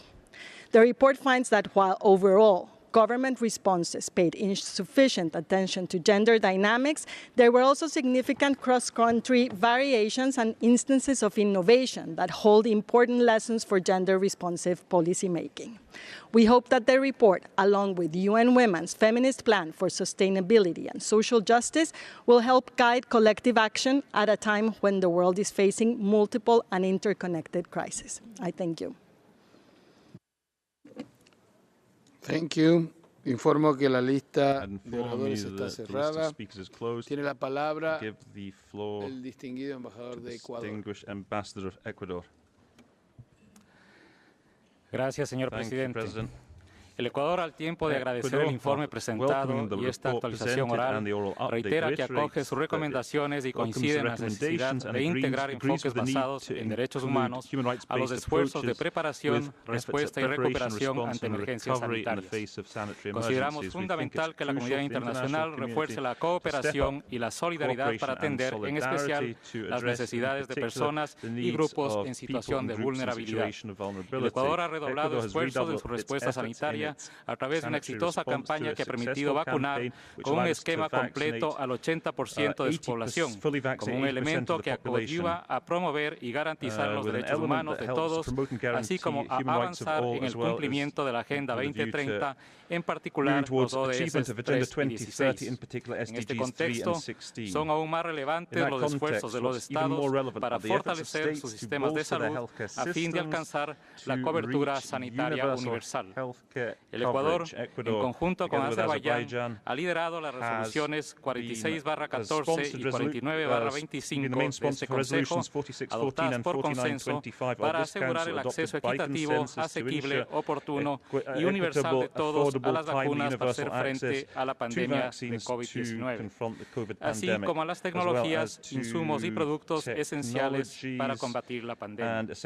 Las vacunas deben ser consideradas como un bien público mundial en el ámbito de la salud para prevenir y contener las pandemias. Muchas gracias. Muchas gracias. Tiene la palabra Sierra Leona. Mr. President, Sierra Leone aligns itself with the statements of the African Group and thanks the High Commissioner for our updates. Developing countries face disproportionate challenges in responding to pandemics and dealing with socio-economic consequences thereof. Indeed, the grave threat to public health is not the only consequence that pandemics pose to developing nations such as Sierra Leone. The pandemic has a plethora of knock-on effects on areas such as security, education, economic, social development, education, and sustainability. The human rights implications of these consequences are apparent in the case of the ongoing COVID-19 pandemic. Sierra Leone believes that state-led community support is key to responding to socioeconomic consequences of the COVID-19 pandemic. In May this year, my government provided 5.3 billion loans as Community Development Fund to support mining communities that dearly suffered from the economic consequences of the pandemic. Such investments are vital towards the creation of sustainable livelihoods upon which communities rely. Mr. President, Sierra Leone believes that a strong, calculated state response is crucial to mitigate the economic and social shocks created by pandemics, particularly in the case of developing nations. With support from development partners and donors, developing states require concrete plans to tackle the multifaceted consequences of the COVID-19 pandemic. My government's Quick Action Economic Response Program has shown success in stabilizing the economy and protecting livelihoods throughout the pandemic. I thank you, Mr. President. Thank you. Tiene la palabra Libia. I recognize Libya. شكرا سيد الرئيس. بداية نرحب بالمفوضية السامية ونشكرها على تقريرها المتعلق بالدور المركزي للدول في مكافحة الأوبئة وحالات الطوارئ الأخرى وما ينتج عنها من عواقب وتداعيات. إن حماية المواطنين من الأوبئة والأمراض هي من المسؤوليات الأساسية للدول والتي يقع على عاتقها اتخاذ كافة الإجراءات والتدابير الكافية لضمان السلامة العامة للمواطنين والقاطنين على أراضيها. وتجيز القوانين الوطنية في كثير من الدول أن تلجأ السلطات إلى إجراءات استثنائية في أوقات الطوارئ والأزمات بما في ذلك اتخاذ التدابير الاحترازية والوقائية لضمان السلامة العامة والصحة. لقد اتخذت بلادي جملة من الإجراءات والتدابير لمجابهة الجائحة وعملت على توفير اللقاحات الكافية للمواطنين وكافة المقيمين على أراضيها بما في ذلك المهاجرين غير النظاميين. سيد الرئيس، لقد أظهرت جائحة كوفيد-19 وبشكل جلي أن الأوبئة والأمراض السارية العابرة الحدود والقارات تحتاج إلى مقاربة شاملة للتعامل معها تقوم على التعاون الدولي والإقليمي وتعزيز العمل المتعدد الأطراف والتنسيق بين الدول ومن خلال المنظمات الدولية. كما أظهرت الجائحة أهمية العمل المشترك في مجال الأبحاث والتقنية لتوفير اللقاحات والعلاجات اللازمة للتصدي للأوبئة وضرورة تنويع مصادر إنتاج اللقاحات والعلاجات حول العالم لضمان وصولها للجميع ولا سيما الدول النامية والأكثر فقرا. وختاما فإننا ندعو إلى ضرورة تكثيف التعاون والتضامن الدولي لضمان التعافي الكامل من الوباء وتداعياته الصحية والاقتصادية والاجتماعية. شكرا سيد economic, health and social situations. Thank you, sir. Shukran. Je donne la parole à Sénégal. I now recognize Senegal. Merci, Monsieur le Président. Le Sénégal s'associe aux déclarations prononcées par ses groupes d'appartenance et remercie la haute commissaire pour la présentation de son rapport. La pandémie de COVID-19 et ses effets négatifs ont fini de révéler la vulnérabilité collective des États et de démontrer la nécessité d'une approche fondée sur la solidarité et la coopération internationale pour y faire face. Elle a aussi rappelé la nécessité de mieux prendre en compte les vulnérabilités, notamment des pays en développement, afin de pouvoir garantir l'exercice des droits de l'homme et de pallier les difficultés socio-économiques qu'elle a causées. Dans une perspective de reprise économique, le Sénégal a élaboré un plan de relance économique et sociale dont l'objectif est d'atténuer les impacts socio-économiques de la pandémie et met en œuvre le plan d'action prioritaire ajusté et accéléré 2019-2023 du plan Sénégal émergent. Par ailleurs, mon pays s'est engagé dans un projet de construction d'un vaccinopole par l'Institut Pasteur de Dakar à travers le projet Manufacturing in Africa for Disease Immunization and Building Autonomy Madiba, soutenu par le gouvernement du Sénégal et ses partenaires. De même, le Sénégal fait partie des pays pilotes de l'initiative sur le centre de transfert de technologie pour le vaccin à ARN de l'Organisation mondiale de la santé, dont l'objectif à terme est de renforcer les capacités de production de vaccins, notamment des pays africains. Toutes ces actions vont dans le sens d'assurer l'exercice par tous du droit de bénéficier du meilleur état de santé possible. Pour conclure, ma délégation invite la communauté internationale à poursuivre son soutien aux efforts de relance économique, en particulier pour les pays en développement, afin de ne pas ralentir la progression vers la réalisation des objectifs de développement durable, en particulier de l'ODD 3. Je vous remercie. Merci. Tiene la palabra la distinguida embajadora de Mauricio. Distinguished Ambassador of Mauritius. Thank you, Mr. President. Mauritius would like to express its appreciation to the High Commissioner for Human Rights on the presentation of her report and aligns itself with the statement delivered by Côte d'Ivoire on behalf of the African Group. We agree with you, High Commissioner, that the COVID-19 pandemic has brought to the fore the need for greater institutional coherence at multilateral level. Even as we sit here this morning, the WTO is trying to finalize a trade response to the pandemic. We can only hope that this response will be fully supportive of human rights, including human health. Whilst we fully respect and uphold intellectual property rights, we believe that IP rules should serve and benefit all peoples. We therefore appreciate all constructive approaches aimed at finding operational solutions that will democratize access to vaccines, diagnostics, and therapeutics. We would also like to seize this opportunity to commend the World Health Organization for its initiative to establish an international treaty on pandemic prevention and preparedness. We also thank all donors who have always been supportive of the situation, trying to help countries. Thank you, Mr. President. Thank you. Tiene la palabra Iraq. I recognize Iraq. شكرا سيد الرئيس. Thank you, Mr. President.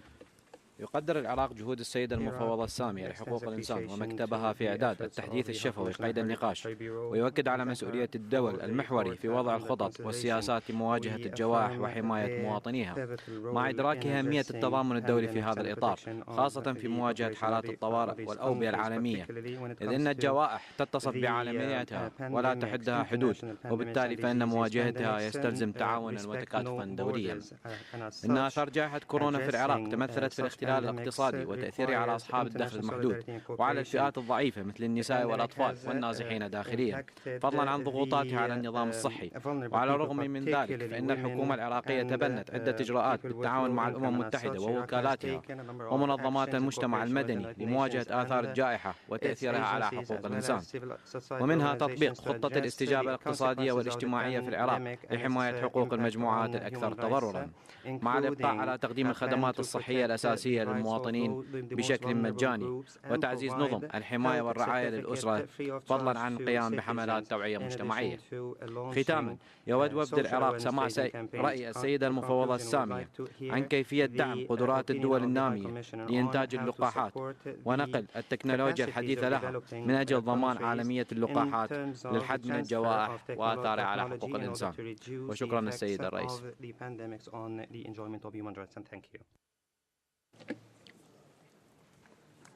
Thank you. Tiene la palabra Bangladesh. I recognize Bangladesh. Mr. President, The COVID-19 pandemic has had a profound impact on our world. It has taken away millions of lives, disrupted global supply chains, and affected livelihoods. The pandemic has exposed and exacerbated existing inequalities in societies. Our government adopted a pro-people pandemic response with particular attention to vulnerable sections of society. We have ensured human rights to remain at the center of all prevention, preparedness, containment, and treatment measures. Around 90% of our targeted population have already received vaccines. The Rohingya population, temporarily sheltered in Bangladesh, has also enjoyed equal access to vaccines. To tackle the socio-economic challenges, our government launched a stimulus package of approximately $20 billion, which benefited around 67.4 million people. At the same time, robust social protection measures, including cash assistance, were put in place to support the vulnerable people, poor, jobless, and returning migrant workers. These measures help protect our people's fundamental rights during this trying time. Mr. President, in our last year's report, Madam High Commissioner emphasized addressing vaccine inequality, protecting economic, social, and cultural rights, and supporting low-income countries. Progress on these critical issues remains bleak. We underline that as all nations strive for a sustainable recovery, enhanced international cooperation and support to the developing countries remain key to the full realization of economic, social, and cultural rights, as we also strive to promote civil and political rights. I thank you.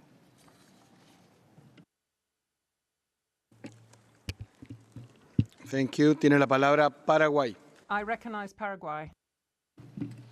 Gracias, presidente. Thank you very much, President. Agradecemos a la alta comisionada esta actualización oral. La pandemia de la COVID-19 planteó desafíos extraordinarios y demostró las graves implicancias de no integrar el enfoque de derechos humanos en los esfuerzos de preparación, respuesta y recuperación ante emergencias sanitarias. Además, demostró que para no dejar a nadie atrás, el punto de partida no es igual para todas las personas.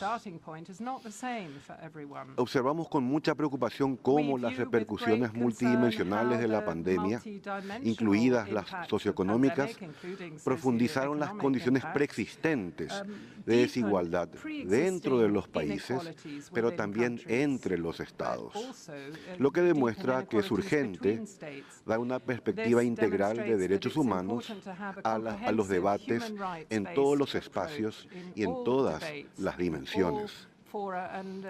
Sigue siendo, presidente, un desafío tremendo aumentar la inversión en los sistemas de salud y de protección social con el respaldo de enfoques multilaterales y coordinados y basados en la solidaridad.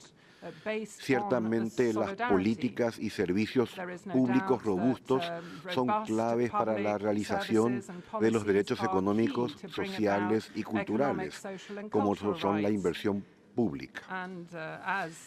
Sin embargo, señora alta comisionada y señor presidente, juegan un rol fundamental el sistema multilateral, porque es el catalizador de todos nuestros esfuerzos y es el ámbito al cual hemos recurrido todos, casi con desesperación, en esos difíciles momentos. Para algunos, entre ellos mi país, el problema ha sido la escasez, medicamentos y vacunas. Para otros, el problema ha sido y es la abundancia de medicamentos y vacunas. Creemos entonces que estos elementos, presidente, alta comisionada, deben también ser considerados al hacer un relevamiento de cómo hemos respondido todos a la pandemia y cómo vamos a responder todos a futuras emergencias sanitarias. Muchas gracias. Muchas gracias, embajador. Tiene la palabra la delegación de Venezuela. Gracias, presidente. La pandemia está lejos de terminar, lamentablemente. La OMS reporta el aumento de los casos de COVID-19 en los casi 70 países que han levantado las restricciones, así como el aumento de las muertes en África, que tiene la menor tasa de vacunación.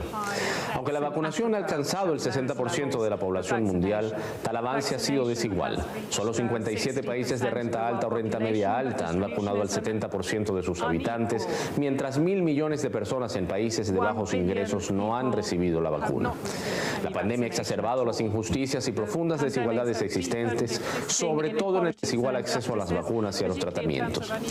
Tanto la alta comisionada como la relatora especial sobre las medidas coercitivas unilaterales se han pronunciado sobre el negativo impacto de estas ilegales MCU en el sector de la salud y en la lucha contra la pandemia, haciendo un llamado a su completa eliminación. A pesar de la agresión de las ilegales MCU, Venezuela ha tenido una firme política preventiva y de atención directa a nuestro pueblo, y con el apoyo de Naciones Amigas hemos logrado controlar de manera exitosa la pandemia, con más del 90% de la población vacunada y el 97% de personas ya recuperadas. Reiteramos nuestro llamado a la alta comisionada para que profundice la acción de su oficina en favor del cese de las crueles e ilegales medidas coercitivas unilaterales que violan los derechos humanos de los pueblos del sur. Muchas gracias. Gracias. Tiene la palabra la delegación de Bahrein. Thank you. I recognize the delegation of Bahrain. السيد الرئيس، في البداية يود وفد بلادي أن يضم صوته إلى بيانات المجموعات الإقليمية والسياسية التي ينتمي إليها، كما يود تقديم الشكر لسعادة المفوضة السامية لحقوق الإنسان على تحديثها الشفوي حول الدور المركزي للدولة في الاستجابة للأوبئة وحالات الطوارئ الصحية الأخرى، والآثار الاجتماعية والاقتصادية لها، وعلى جهودها الدؤوبة في هذا المجال، لا سيما تلك المتعلقة بمواجهة تداعيات وباء كوفيد-19 الذي وضع تحديات جمة على تمتع جميع المجتمعات البشرية بحقوقها الإنسانية الأساسية. السيد الرئيس، وفي إطار توجيهات جلالة الملك المعظم، فقد حرصت مملكة البحرين على التصدي لهذه الجائحة، وقد سارعت في استشعارها، سابقة في ذلك خطواتها وإجراءاتها المحيط الجغرافي وبشكل مدروس وفعال، مع مراعاة كافة النواحي الصحية والاقتصادية والاجتماعية والتعليمية، ووضعت في مقدمة أولوياتها المحافظة على حق الإنسان في الصحة والسلامة، ويشمل ذلك المواطنين والمقيمين على حد سواء، كما تم إطلاق عدد من المبادرات الهادفة إلى تنمية الاقتصاد وخلق الفرص النوعية للمواطنين ضمن خطة التعافي الاقتصادي للمحافظة على الكوادر الوطنية وإسناد القطاعات الأكثر تضررا خلال الجائحة. ختاما، يؤكد وفد بلادي على الدور الهام الذي تلعبه حكومات الدول في الاستجابة للأوبئة وحالات الطوارئ الأخرى من خلال وضع خطط مدروسة وفعالة تضع حماية حقوق الإنسان كأولوية أساسية دون تمييز. شكرا السيد الرئيس.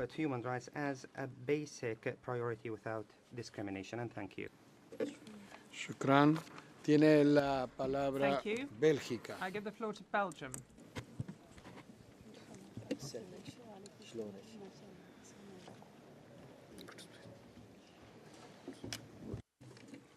Embajador, tiene la palabra el embajador de Bélgica. I recognize the ambassador of Belgium.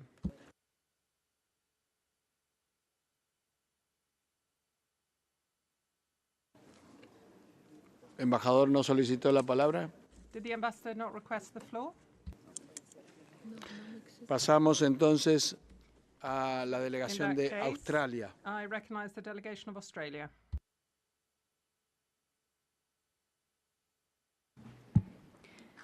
Thank you, President.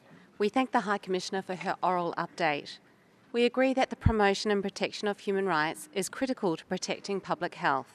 State responses to pandemics and health emergencies are most effective when they integrate a human rights-based approach. States must also ensure that public health measures comply with international human rights obligations and are not used to undermine or supplant human rights. As we emerge from the COVID-19 pandemic, Australia is reinforcing our health system to better prepare for future health risks.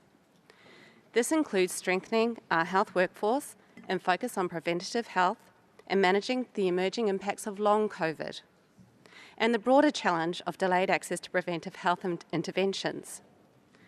We're also working to ensure that preparedness, response, and recovery plans integrate a human rights-based approach, are gender-responsive, disability-inclusive, recognise the rights of Indigenous peoples, and address the needs of our communities in all their diversity. Australia has increased its support to end the acute phase of COVID-19 in our region and globally, and remains committed to building a more resilient, human rights-based global health system. We ask the Special Rapporteur how best to support other states recovering from COVID-19 to uphold their human rights obligations. Thank you. Thank you. Tiene la palabra la Federación Rusa. I give the floor to the Russian Federation. Благодарю вас, господин председатель. С начала пандемии COVID-19 Россия принимала комплексные меры по противодействию распространению этого заболевания. Был взят курс на упреждающее реагирование на этот вызов. Важным подспорьем стал накопленный опыт по реагированию на вспышки инфекционных заболеваний, а также имеющаяся широкая сеть инфекционных больниц и система санитарно-эпидемиологического надзора. Для управления ситуацией были оперативно приняты нормативно-правовые документы и сформирован ряд координирующих органов. Ограничения на въезд в страну вводились поэтапно. Решение об открытии или закрытии границ принималось исходя из санитарно-эпидемиологической ситуации. В современных условиях введение противоэпидемических мер связано с ограничением во многих сферах жизни, что приводит к снижению экономических показателей. Оптимальным вариантом нам представляется принятие компромиссных решений, позволяющих максимально снизить заболеваемость при минимальной нагрузке на экономику. Данная стратегия и гибкий подход в контексте поэтапного смягчения мер с учетом эпидемиологической ситуации в каждом конкретном регионе страны позволили контролировать эпидемию без критического ущерба для экономической, политической и социальной сфер жизни. Благодарю вас. Having significant impact on the economic, political, and social areas of life. Thank you. Spasiba. Tiene la palabra India. I give the floor to India. Mr. President, we thank the High Commissioner for her oral update. In the past year, the COVID-19 pandemic continued to spread across the world with outbreaks of different virus variants. Its unprecedented socio-economic impact has been borne disproportionately by the most vulnerable segments of our societies, especially in the developing and least developed countries that were constrained by the fiscal space at their disposal in responding to the pandemic. The global recovery from the pandemic also remains starkly uneven. India has been strongly advocating for the principle of equity in the WHO and also proposed, along with South Africa, a TRIPS waiver at the WTO for COVID vaccines, diagnostics, and medicines. We have shared medicines, PPE, test kits, other medical and health products, and offered training programs as part of the global fight against COVID-19. Over 229 million doses of vaccines have been supplied to 98 countries and 2 UN entities in the form of grant through commercial export or the COVAX facility since January 2021. Under the Quad Vaccine Partnership, production is rapidly progressing in India with the aim to deliver at least 1 billion doses by the end of 2022. Prime Minister Modi, in several interventions, including his address to the UN General Assembly, NAM, G20 and SAARC, has stressed that the pandemic has shown us the limitations of the existing international system. He has put forward our vision of One Earth, One Health before the world and called for global unity, leadership and solidarity to prevent future pandemics. As part of its abiding commitment to the global promotion and protection of human rights, India will continue to do its bit. I thank you. Thank you. Tiene la palabra el distinguido embajador de Malasia. To the distinguished ambassador of Malaysia. Mr. President, Malaysia thanks the High Commissioner for her oral update and associates itself with the statements of groups it belongs to. The full version of the statement will be uploaded on the extranet. Malaysia is encouraged by its engagement with the OHCHR. As the world recovers from the pandemic, we urge the OHCHR and Human Rights Council to facilitate and intensify efforts, particularly towards ensuring timely and equitable access as well as affordable and fair distribution of essential vaccines, medicines, and health technologies. As Malaysia transitions into endemicity, it will not lose sight on the well-being of the most vulnerable. In this context, we underline that public services that are underpinned with the principles of equal participation, efficiency, transparency, and accountability would strengthen and facilitate states' recovery efforts. The pandemic has also revealed that there is an urgent need for states to appropriately and adequately address mental health issues. We encourage more discourse on how the mainstreaming of human rights in the public service can make it better equipped to address issues of mental health, especially of public servants at the front line. In conclusion, we also wish to emphasize that the pandemic's impacts on the SDGs must be tackled in a comprehensive and holistic manner. In this regard, we call on the OHCHR to intensify efforts to strengthen the contribution of the human rights pillar to the overall achievements of the SDGs. Thank you. Thank you. Tiene la palabra Arabia Saudita. I recognize Saudi Arabia. السيد الرئيس السيدة ميشيل بشلي المفوضة السامية لحقوق الإنسان، بداية نشكر المفوضة السامية على تقريرها حول الدور المحوري للدولة في التصدي للجوائح، وندعم تلك الاستنتاجات والنهج الموصى به من قبل المفوضة السامية للتعامل مع جائحة كوفيد-19. السيد الرئيس، تمكنت المملكة العربية السعودية من تخطي مرحلة جائحة كوفيد-19 بأسلوب مميز مكنها من المرور من تلك الحقبة بأقل الخسائر، حيث كانت من التجارب الرائدة في إدارة الأزمات. وقد امتدت جهود المملكة خارجيا لتساند الأسرة الدولية في الحماية من خطر الجائحة. وما يميز التجربة السعودية هو استنادها إلى خبرة تراكمية على مدى عقود في التعامل مع الأوبئة والحشود البشرية خلال موسم الحج والعمرة، وكذلك تجربة المملكة في مكافحة متلازمة الشرق الأوسط التنفسية. السيد الرئيس، إن دول العالم وشعوبه تواجه تحديات مشتركة، ونتفق بأن التعاون الدولي ضرورة ملحة لمواجهة تحدي الجائحة ورفع مستوى الجاهزية للأزمات المستقبلية، بالإضافة إلى أهمية مناقشة سبل التعافي من آثار الوباء. وفي هذا الإطار أستذكر رئاسة بلادي لمجموعة العشرين لعام 2020، والتي قادت خلالها تحالفا دوليا بالتعاون مع المنظمات الدولية لمواجهة الجائحة وتخفيف آثارها على صحة الإنسان والأعمال والاقتصاد. وشكرا السيد الرئيس. شكرا. Tiene la palabra Mauritania. I give the floor to Mauritania.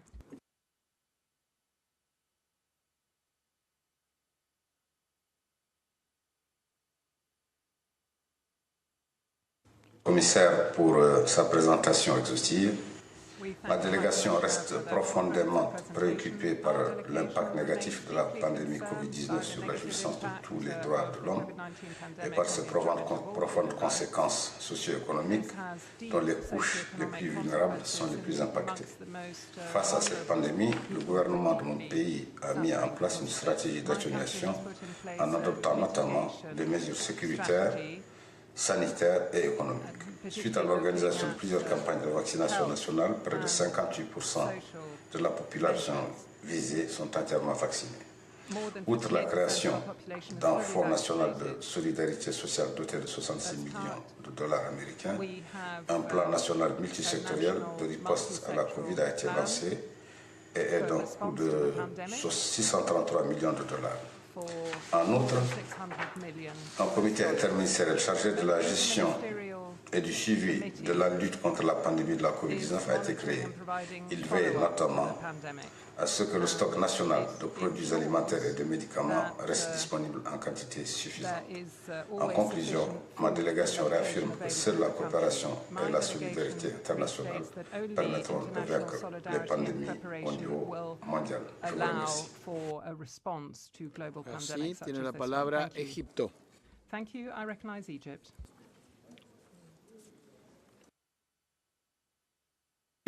يأخذ وفد مصر علما بإحاطة المفوضة السامية، وأشكرها على التقرير الذي قدمته بشأن الدور المحوري للدولة في التصدي للجوائح وغيرها من حالات الطوارئ الصحية والعواقب الاجتماعية والاقتصادية المترتبة على ذلك. لقد تبنت الحكومة المصرية خطة متكاملة للتخفيف من الآثار الاقتصادية والاجتماعية للجائحة، وكان البعد الخاص بحقوق الإنسان في صلب الجهود الوطنية وخطط الاستجابة، كما تم التركيز على تعزيز الرعاية الصحية وتوسيع شبكات الحماية الاجتماعية للفئات الأكثر احتياجاً والأولى بالرعاية كالمرأة والشباب وكبار السن والأشخاص ذوي الإعاقة، فضلاً عن تخفيف كثافة السجون وأماكن الاحتجاز من خلال الإفراج عن الآلاف من السجناء بعفو رئاسي أو إفراج شرطي. وتطبيق بدائل الحبس الاحتياطي لمن يخضعون للتحقيقات أمام النيابة العامة أو قيد المحاكمة وفقا للقانون للحد من تفشي الوباء. في ذات السياق ومنذ انتشار جائحة كورونا قدمت الحكومة المصرية العلاج الطبي للاجئين وطالبي اللجوء على قدم المساواة مع المصريين وأدرجتهم في خطة التطعيم الوطنية فضلا عن تضمين اللاجئين وطالبي اللجوء في المبادرات الصحية الوطنية المختلفة. شكرا سيد الرئيس.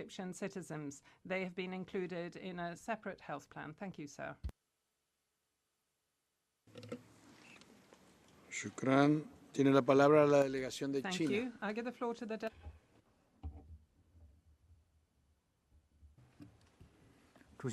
Mr. President, 新冠肺炎疫情发生以来，中国坚持人民至上、生命至上，从婴儿到老人，始终把每一个人的安全和健康放在第一位。面对全球疫情新一波反弹，中国坚持动态清零，因时因势不断调整防护措施，全国感染率和死亡率保持全球最低水平。中国始终统筹疫情防控和经济社会发展，以建成世界最大的社会保障体系和全民医疗保障网，解决人民群众，特别是特定群体极难筹判问题。中国践行人类卫生健康共同体理念，积极参与国际抗疫合作，向120多个国家和国际组织提供超过22亿剂新冠疫苗，为弥合免疫鸿沟做出贡献。各国应统筹兼顾包括经社文权利和发展权在内的各类人权，努力实现更高质量、更有效率、更加公平、更可持续、更为安全的发展。应继续加强国际合作，特别要确保实现全球疫苗公平分配。要积极支持各国，特别是发展中国家和最不发达国家，有效应对疫情，实现疫后复苏，落实2030年可持续发展目标。谢谢主席先生。谢谢。Tiene la palabra Argelia. Thank you. I recognize Algeria.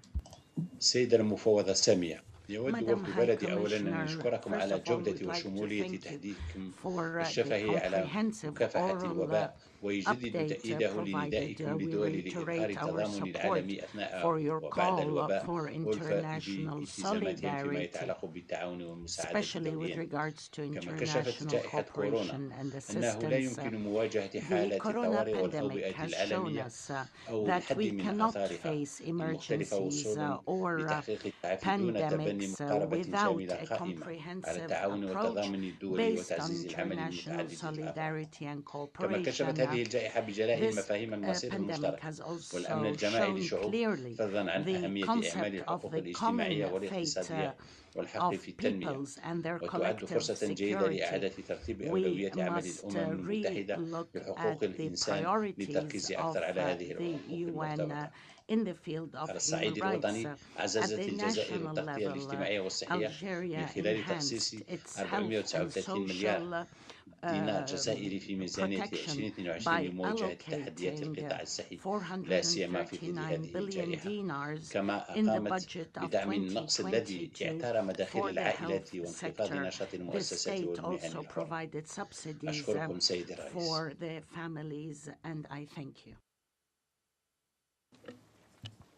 Shukran. Tiene la palabra la delegación de Chile. Señor presidente, agradecemos el informe oral de la alta comisionada para los derechos humanos sobre la respuesta de los estados a la pandemia de COVID-19. Nuestra reciente experiencia ha demostrado que los esfuerzos de preparación, respuesta y recuperación a la pandemia, que integran enfoques basados en los derechos humanos, tienen importantes efectos en combatir la desigualdad y el impacto desproporcionado del COVID sobre los grupos vulnerables. Desde el inicio de la pandemia, Chile estableció diversos planes para abordar las carencias urgentes en materias de salud y su impacto socioeconómico, favoreciendo la inclusión. Estos principios han sido claves, por ejemplo, para el éxito del Plan Nacional de Vacunación contra el COVID-19 en Chile. Señor presidente, Chile cree que los planes de preparación, respuesta y recuperación frente a esta pandemia deben tener en cuenta especialmente las cuestiones de género. Las mujeres y las niñas deberían participar de forma plena, igualitaria y efectiva en la formulación de las políticas locales, nacionales y mundiales relacionadas con la COVID-19 y en la toma de decisiones. La urgencia de la pandemia ha revelado el rol del Estado y de las políticas públicas para construir un futuro equitativo, inclusivo, sostenible y resiliente, lección que debe mantener a los derechos humanos en su centro. Muchas gracias. Muchas gracias. And now I give the floor to Kenya. Mr. President, Kenya takes note of the report of the oral update of the High Commissioner and aligns itself with the statement delivered on behalf of the African Group. While states have taken steps to develop emergency measures to curb this virus, there is still need for collaboration by the international community in the effective response to pandemics and other health emergencies.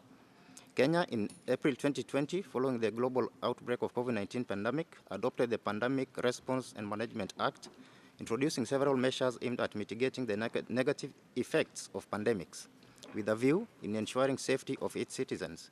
This Act of Parliament further addresses the various socio-economic issues related to pandemics, including disaster response and economic relief. This law further exempted the vulnerable population from pay cuts, rents, loan repayments during such health emergencies, further providing the national and county governments to put in place social safety schemes designed to support vulnerable persons, households, informal sector workers, those incomes that have been disrupted in order to minimize the socio-economic impact of the population. Kenya continues to develop policies aimed at to ensure access to higher standards of emergency medical care as envisioned in the Constitution of Kenya 2010. I thank you, Mr. President.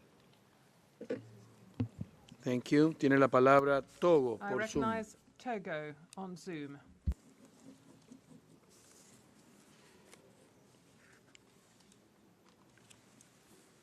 Delegación de Togo está conectada. Is the delegation of Togo connected?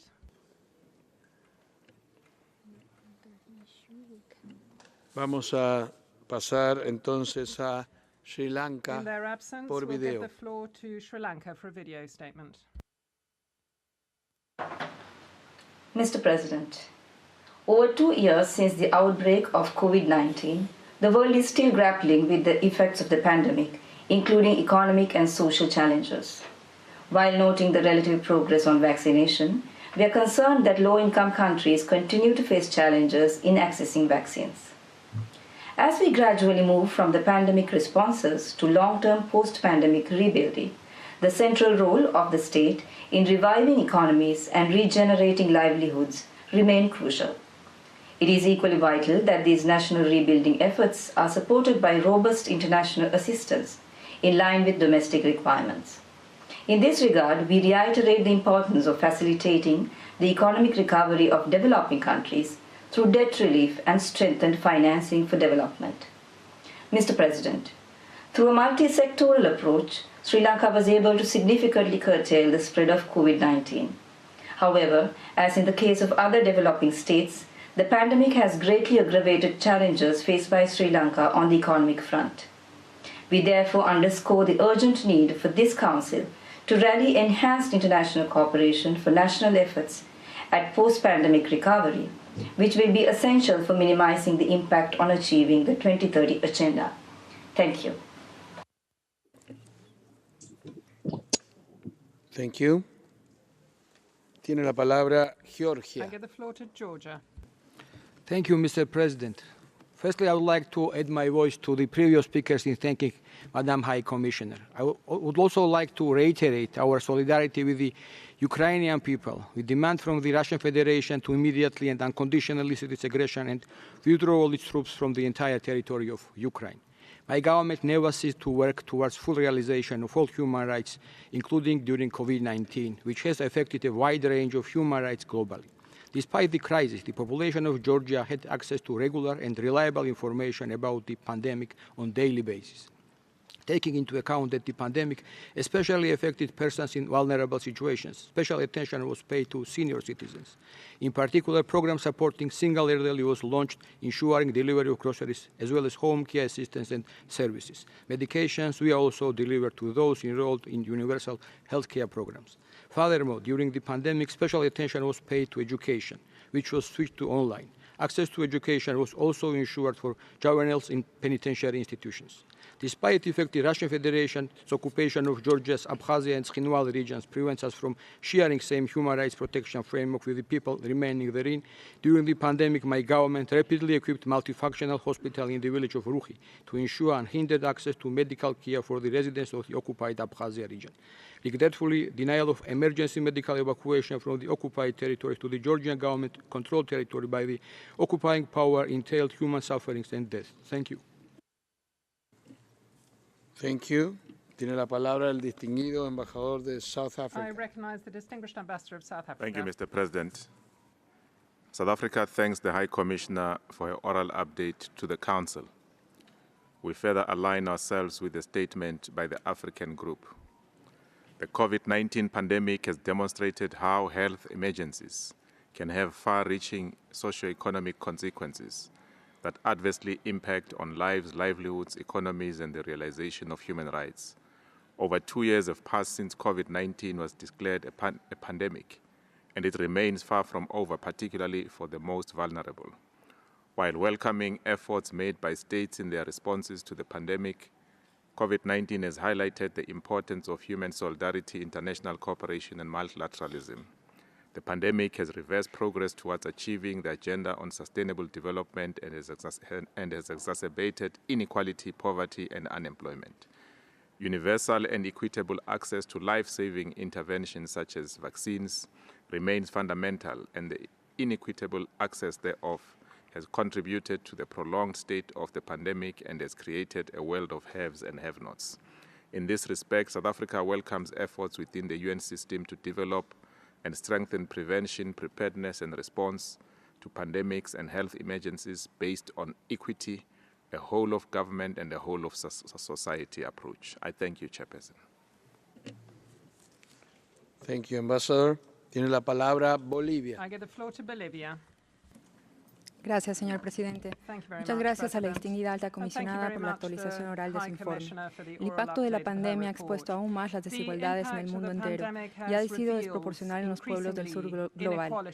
La pandemia ha representado un desafío aún más grande para los medios de producción y comercialización de personas campesinas y aquellas que trabajan en áreas rurales. Ha expuesto la discriminación y rechazo a las formas ancestrales de medicina tradicional de los pueblos indígenas y ha develado un mundo injusto e inequitativo cuando hablamos de acceso a vacunas y medicamentos. Queda mucho por avanzar hacia un desarrollo sostenible, inclusivo, igualitario y en consonancia con los derechos humanos, sobre todo de los grupos históricamente relegados. En Bolivia, las decisiones oportunas del presidente Luis Arce han sido fundamentales para poder reducir las tasas de letalidad. Como mencionado por la distinguida alta comisionada, nuestro sistema fiscal y el uso adecuado de nuestros recursos públicos ha permitido que nuestra población acceda gratuitamente a vacunas y diagnósticos en coordinación con los diferentes niveles del Estado y así tener acciones concretas en respuesta a la pandemia en beneficio de la salud de la población boliviana. Estamos ante una nueva oportunidad para mejorar programas de protección social y asistencia sanitaria universal.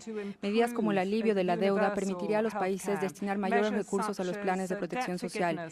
Asimismo, se debe trabajar en mecanismos de transferencia de tecnología y conocimiento y generación de capacidades a países en desarrollo. La cooperación internacional es fundamental para alcanzar estos objetivos. Llamamos a todos los estados a mirar dentro, pero también más allá de nuestros límites fronterizos. Solo así podremos ser coherentes con nuestro compromiso de trabajar hacia un mundo más igualitario e inclusivo. Muchas gracias. Muchas gracias. Tiene la palabra Kazajstán. Thank you. I recognize Kazakhstan. Thank you, Chair. Kazakhstan thanks the High Commissioner for her oral update.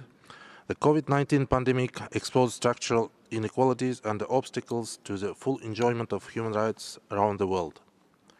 In this context, states must respond in accordance with international human rights obligations under the socio-economic needs of the people. On 16 March 2022, the government of Kazakhstan introduced landmark reforms which will build upon and accelerate the country's modernization. They are designed to address the socio-economic and the civic grievances voiced by Kazakhstan citizens. The government will be developing a program to increase wages and reduce poverty. To that end, the minimum wage has been increased by 40%. Small businesses will see their tax burdens shrink, while Kazakhstan's extractive companies will shoulder a larger and a more just share of the economic burden. In addition, the Fund to the People of Kazakhstan has been created to address problems in the field of health, education and social support for vulnerable groups. This fund provides assistance to children with severe and rare diseases in gaining access to medical services, to families who have adopted registered guardianship or foster care of a child with a disability, in developing and improving the accessibility of sports and educational infrastructure, as well as other services for children, to the affected population in emergency situations and during introduction of a state of emergency. Despite all these challenges faced by our country, Kazakhstan continues to implement reforms aimed at political modernization and improving social economic well-being of the people. I thank you. Thank you, Ambassador. Tiene la palabra la República Democrática de I give the floor Laos. to Lao People's Democratic Republic. Mr. President, since the beginning of COVID-19, the Lao PDR government has been implementing necessary policy and efforts to contain the pandemic. And up to date, nearly 70% of our population are fully vaccinated. Taking this opportunity, I wish to thank friendly countries and international organizations for their invaluable assistance extended to the Lao PDR. Mr. President, the Lao PDR is of the view that the issues related to equitable and affordable access and distribution of COVID-19 vaccines for all, leaving no one behind, including least developed and developing countries, still exist. Therefore, enhancing international cooperation and collective action through sharing information and best practices on prevention and treatment measures, financing and technical assistance, joint vaccine production, joint research and development in the medicine and medical equipment, and joint economic recovery initiatives are the most effective approaches to contain and to recover from the COVID-19 pandemic, as well as to be resilient for future emerging diseases. I thank you. Thank you. Tiene la palabra Armenia. I give the floor to Armenia. Mr. President, the COVID-19 has led to human suffering around the world, particularly in low-income and developing countries. However, it has had an even more disproportionate effect for the people residing in conflict areas. Moreover, the Armenians of Nagorno-Karabakh suffered from the aggression and the flagrant violation of the international humanitarian law and international human rights law just in the midst of pandemic. The aggression was conducted in a sheer defiance to the calls of the UN Secretary-General and the subsequent UN Security Council resolution for observing the ceasefire in the times of pandemic. The aggressive unilateral actions that contradict the international efforts in the times of global crisis and blatantly violate the international law should have not gone unnoticed. However, regretfully, they were largely ignored. In the environment of impunity, the same aggressor state used another international crisis situation this March to again attack Nagorno-Karabakh. The government of Armenia has developed a series of interventions to mitigate the plight of the population affected by the Nagorno-Karabakh conflict and applied to the international humanitarian organizations for the relief assistance. It is regrettable that such an assistance was hindered during the COVID pandemic, and it continues to be hindered now. I thank you.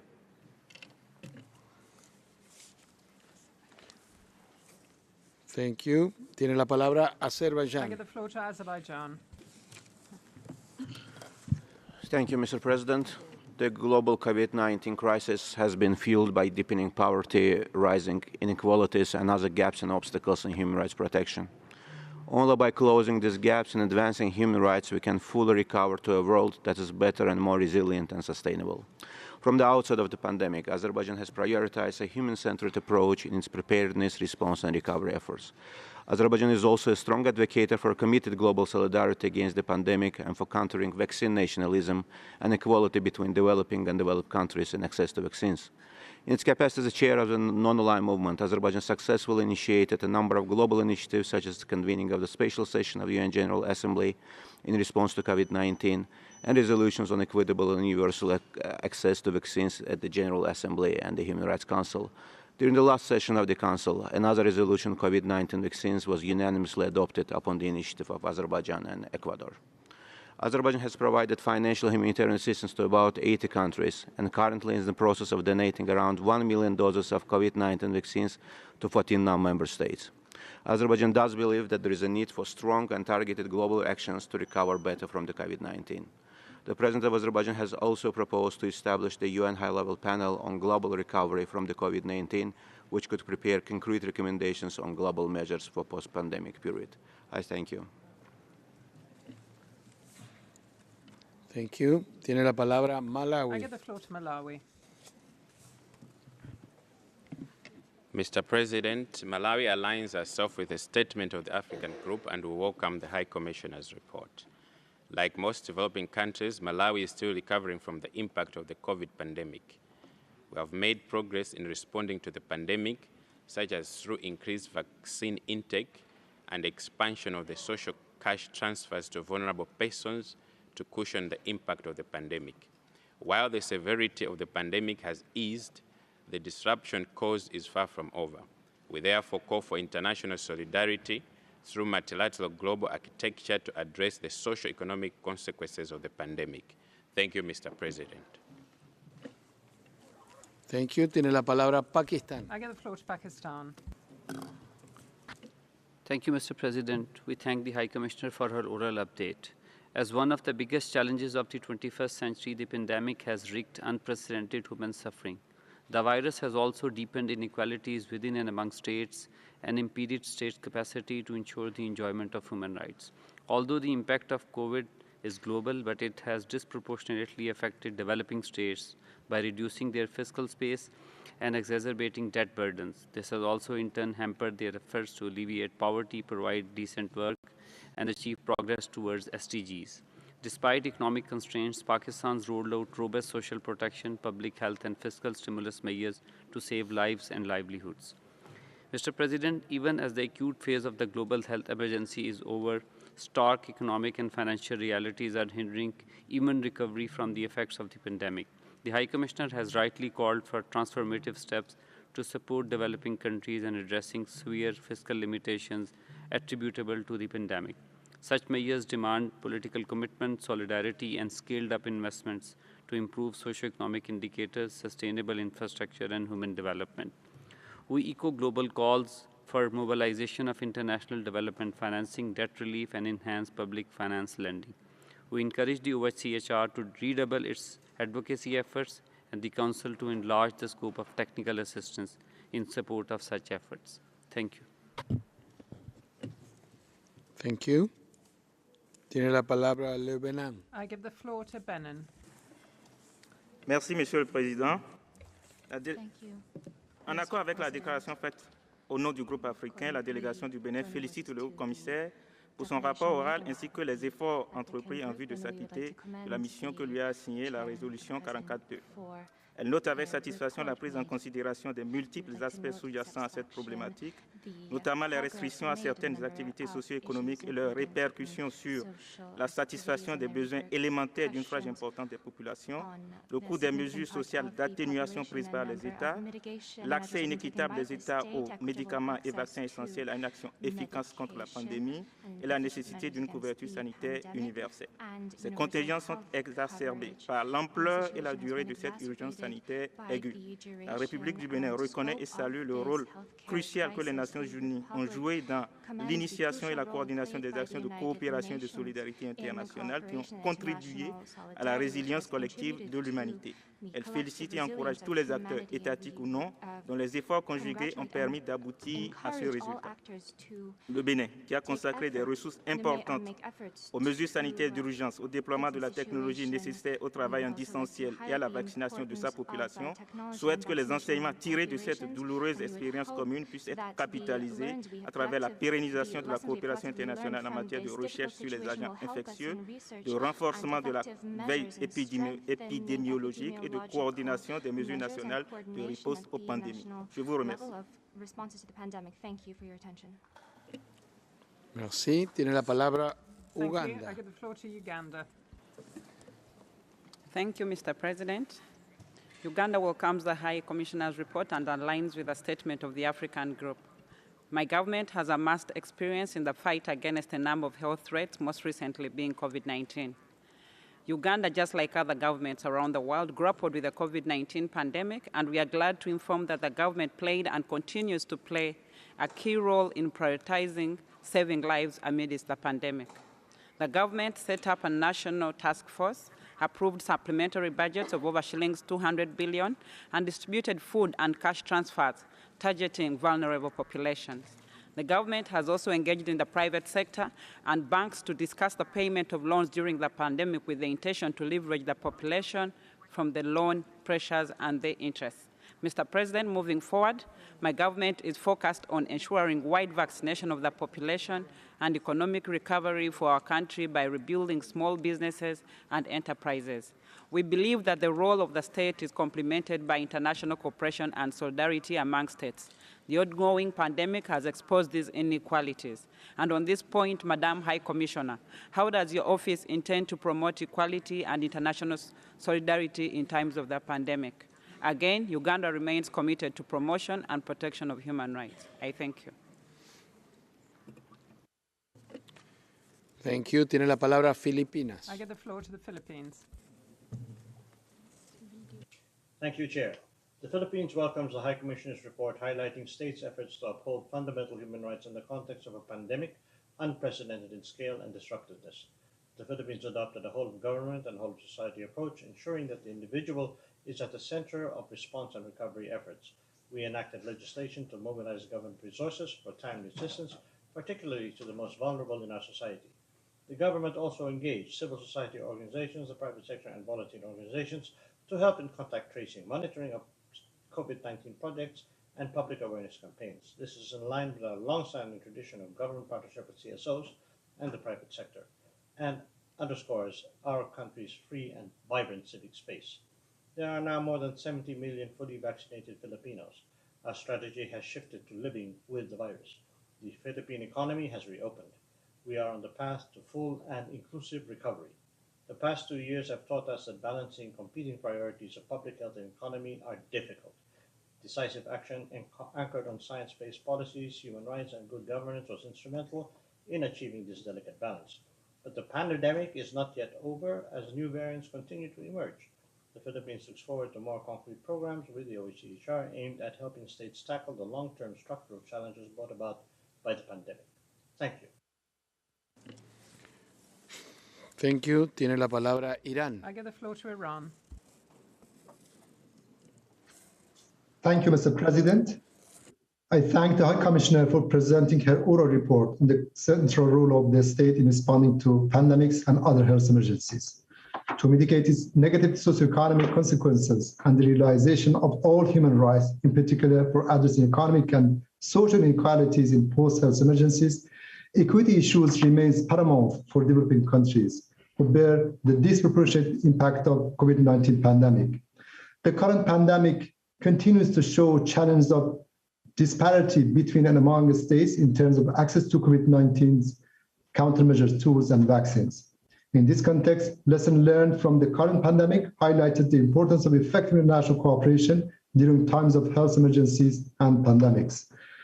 As one of countries that most impacted by the COVID-19 pandemic with unequal access to medical supplies and vaccines due to unilateral coercive measures that aggravated disproportionate impact of COVID-19, vaccine manufacturing in Iran was a strategic decision to ensure equitable access to vaccines and improve our preparedness and response to current and future health emergencies. The largest vaccinations campaign in history have been administered around the world, but still many in the low and middle income countries left behind. We maintain our responsibility to protect our people, and Iran is ready to contribute in equitable access to quality, safe, and affordable vaccine. I thank you, Mr. Chair. Thank you. Tiene la palabra Gambia. I give the floor to Gambia.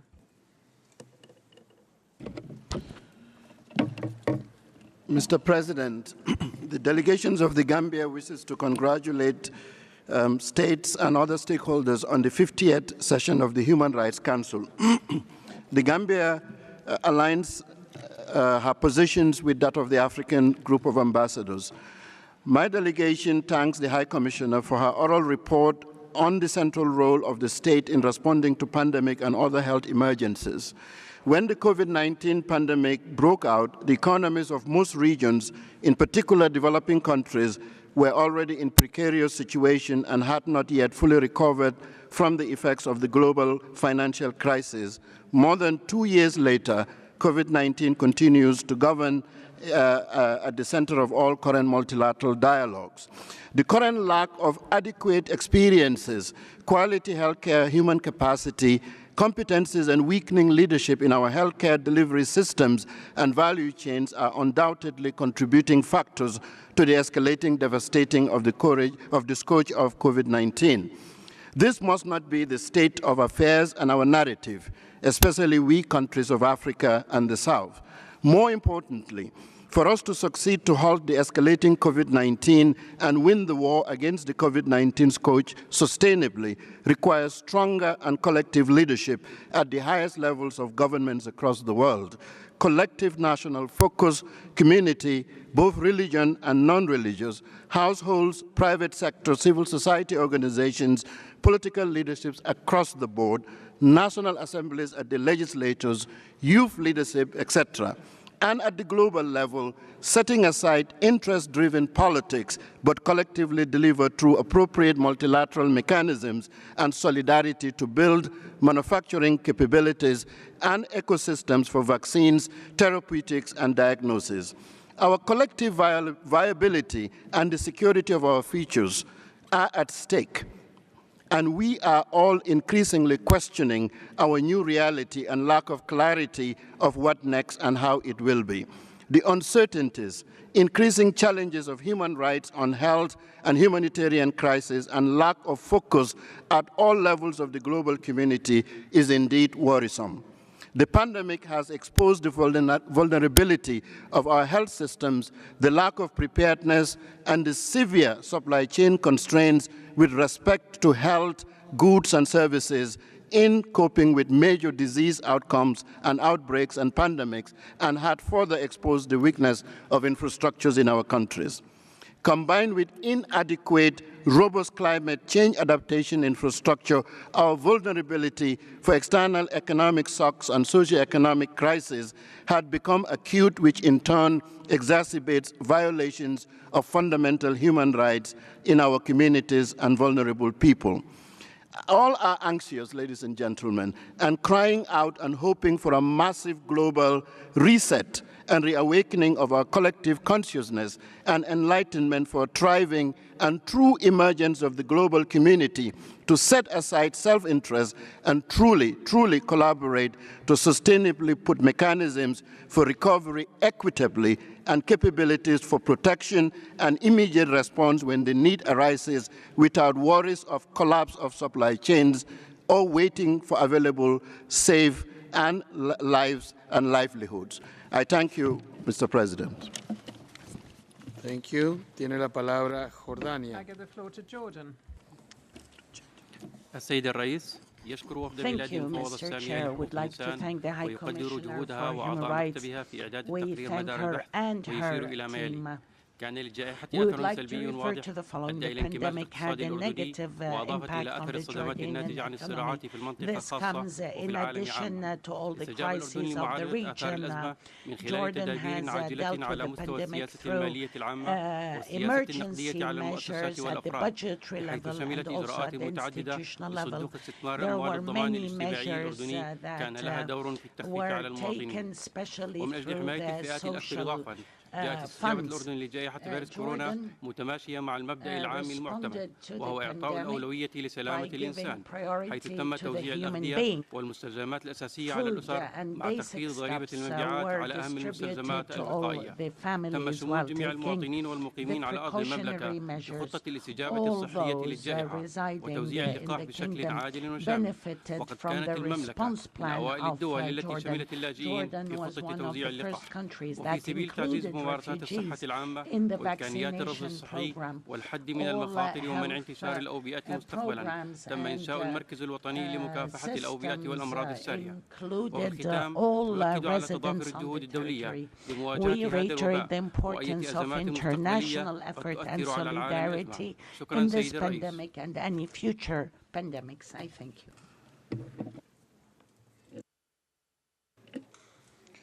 Shukran. Tiene la palabra Guyana. Thank you. I give the floor to Guyana.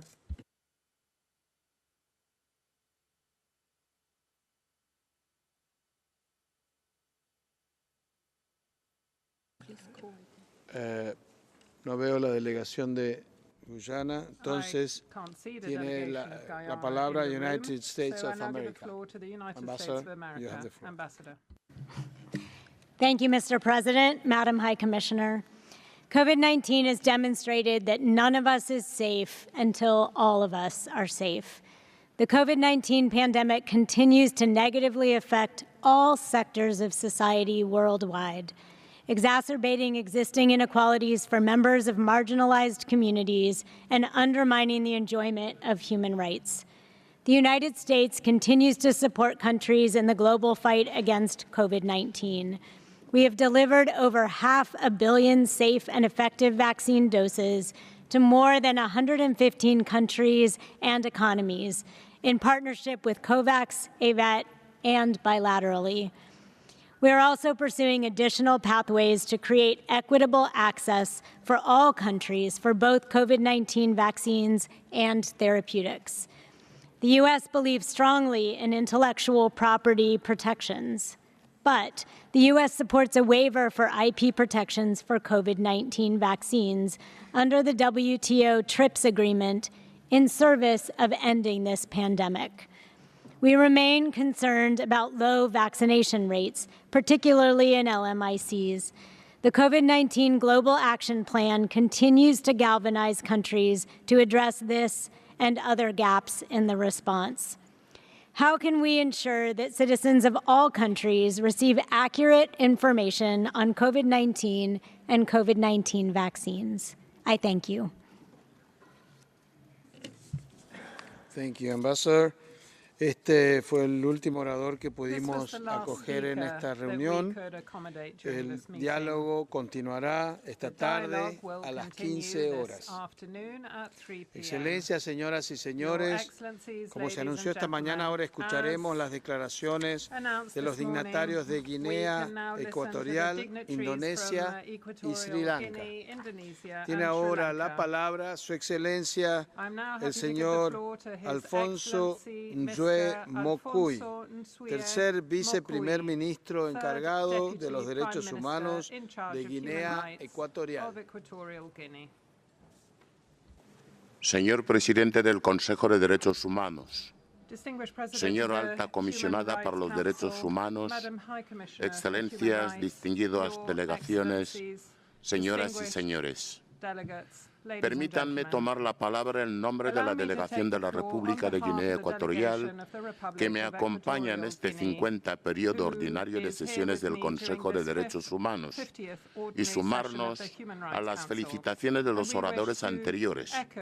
Aprovecho la ocasión para expresarles el nombre del presidente de la República de Guinea Ecuatorial, jefe de Estado y de Gobierno, Obiangema Ambazogo, los saludos de paz, sosiego, solidaridad para la promoción y la defensa de los derechos humanos en el mundo. Señor presidente del Consejo, distinguidos delegados, en la República de Guinea Ecuatorial nos comprometimos a promover y proteger los derechos humanos, hacer cumplir los compromisos nacionales e internacionales asumidos por el Estado en materia de derechos humanos y, en su consecuencia, se están llevando a cabo importantes acciones a nivel nacional, como la firma y ratificación de las convenciones internacionales y la inclusión de estas en el ordenamiento jurídico interno del país, el desarrollo y materialización de políticas y programas nacionales para la promoción y aplicación de los derechos humanos a los grupos vulnerables, la sensibilización a la población sobre los derechos humanos y la lucha contra la discriminación y la estigmatización. Señor presidente, reconocemos que el examen periódico universal es un mecanismo pertinente para la promoción y la protección de los derechos humanos.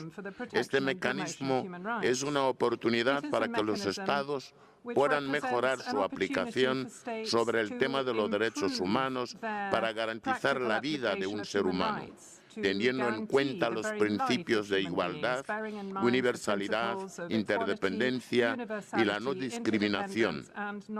Es en este marco que Guinea Ecuatorial ha presentado este año 2022 su informe voluntario de medio término sobre la implementación de las recomendaciones recibidas durante el tercer ciclo del examen periódico universal en 2019.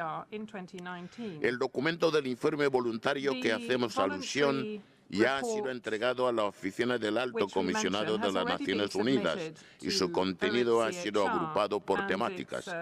Recomendaciones de disposición general para la promoción de los derechos humanos, disposiciones específicas para los grupos vulnerables, las relaciones con políticas sectoriales y las recomendaciones sobre los derechos políticos, civiles, sociales, económicos, culturales y ambientales. Agradecemos en alto el asesoramiento y el apoyo prestado por la Oficina del Alto Comisionado a través de la Oficina de la Coordinación Residente de las Naciones Unidas en Guinea Ecuatorial para la elaboración de este informe intermedio voluntario, todo en cumplimiento con la recomendación número 122.35 del tercer ciclo del examen periódico universal. Señor presidente, distinguidos delegados, Guinea Ecuatorial ha integrado en su política nacional de desarrollo la Agenda 2030 de los Objetivos de Desarrollo Sostenible del Sistema de las Naciones Unidas y la Agenda 2063 de la Unión Africana en los esquemas de planificación para el desarrollo económico y social, adoptando así la Estrategia Nacional de Desarrollo Sostenible Agenda Guinea Ecuatorial 2035 para reorientar el Plan Nacional de Desarrollo Económico y Social Horizonte 2020 con los siguientes objetivos: erradicar la pobreza, luchar contra el cambio climático, promover una ciudadanía activa y la igualdad de oportunidades, eliminar todas las formas de discriminación contra la mujer y la niña, garantizar la independencia judicial y la seguridad jurídica, de entre otros más.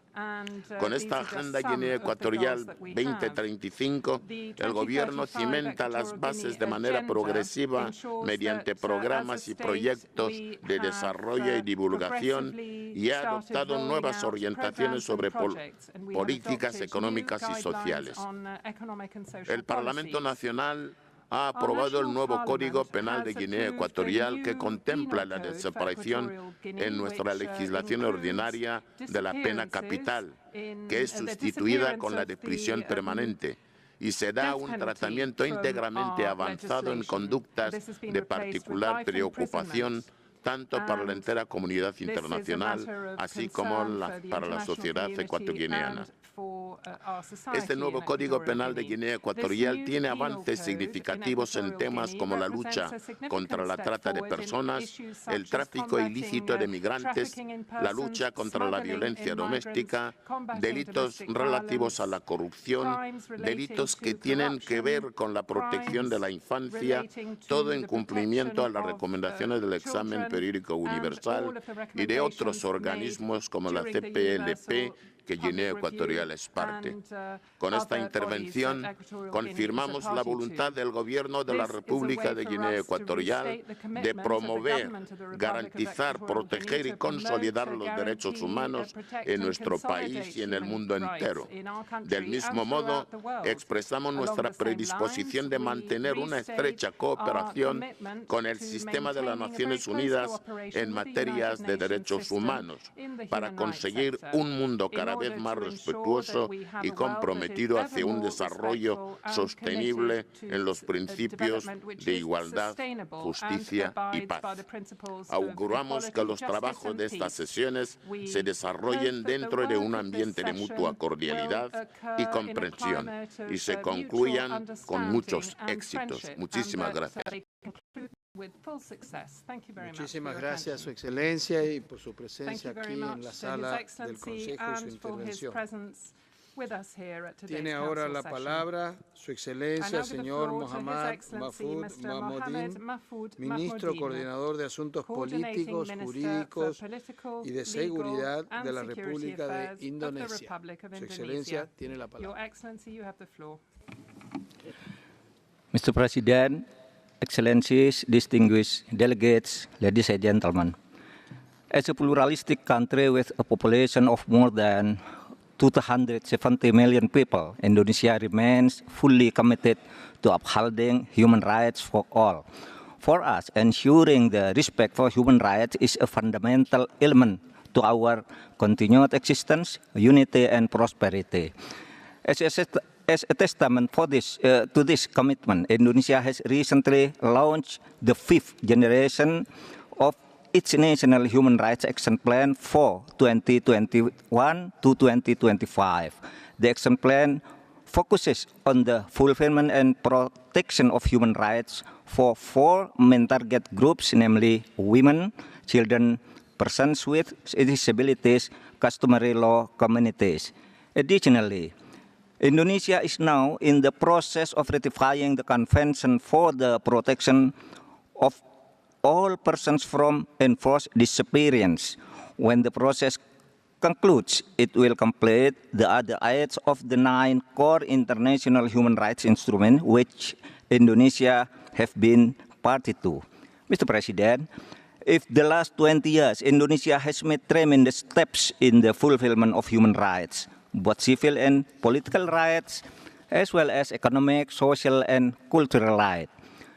The guarantee and delivery of basic human rights to all citizens remain a primary priority for my government.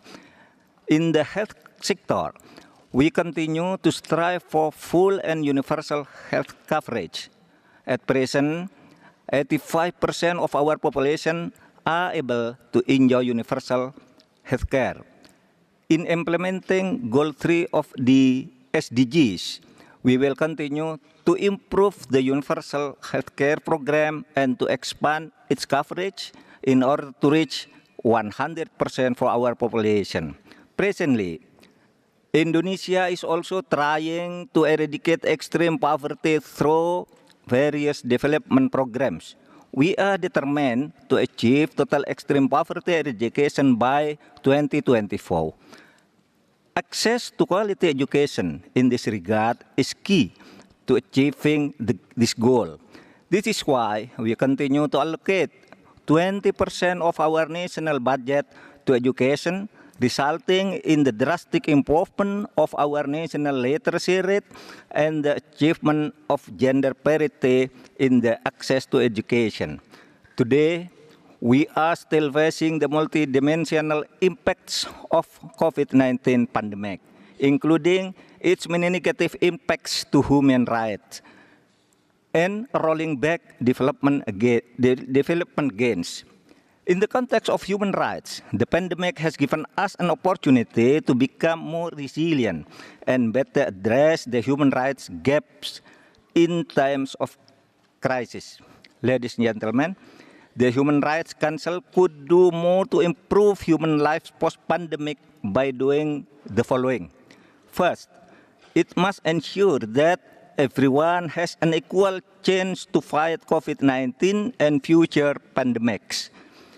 The Council must therefore strive to reinforce its commitment to fulfill the right to health, including through fair and equitable access to vaccine for all. Second, the Council must continue to promote international dialogue and cooperation to strengthen the protection of human rights, especially in times of crisis. Fundamental rights, such as the right to equal and effective participation in public life and right to the freedom of expression and peaceful assembly, must continue to be safeguarded in a time of pandemic. Third, women's rights must continue to be protected and promoted. We hope to see further integration of gender equality and women empowerment in the Council's work and deliberations. On our part, at the national level, we have encouraged public participation in the fight against the COVID-19 pandemic through a whole-of-government, whole-of-society approach. At the regional level, the Indonesian government has hosted a number of regional workshops, seminars, and meetings, among others, on promoting women's role in peace and promoting business and human rights. All these are to ensure that human rights be at the center of post-pandemic recovery agenda.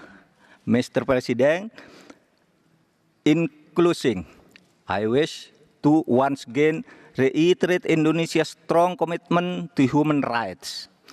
As a democracy, our voyage has not always been smooth sailing. We fully acknowledge that many challenges remain. Nevertheless, I can attest that our resolve to strengthen human rights protection remains unwavering.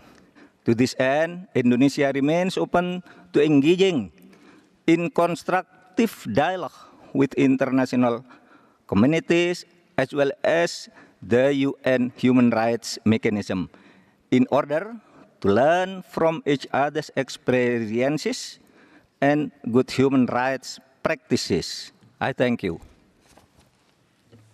Thank you, Your Excellency, and thank you for being here with us and for your intervention. Doy la palabra ahora a Su Excelencia el señor Gamini Lakshman Peiris, Ministro de Asuntos Exteriores de Sri Lanka. Mr. President, Sri Lanka has regularly shared our progress and challenges in an open exchange with this Council and other organs of the United Nations. It is in this spirit of transparency, candor, and openness that I make this address to the current session of the Council. The international community is well aware of the grave social and economic situation that Sri Lanka has been faced with in recent weeks.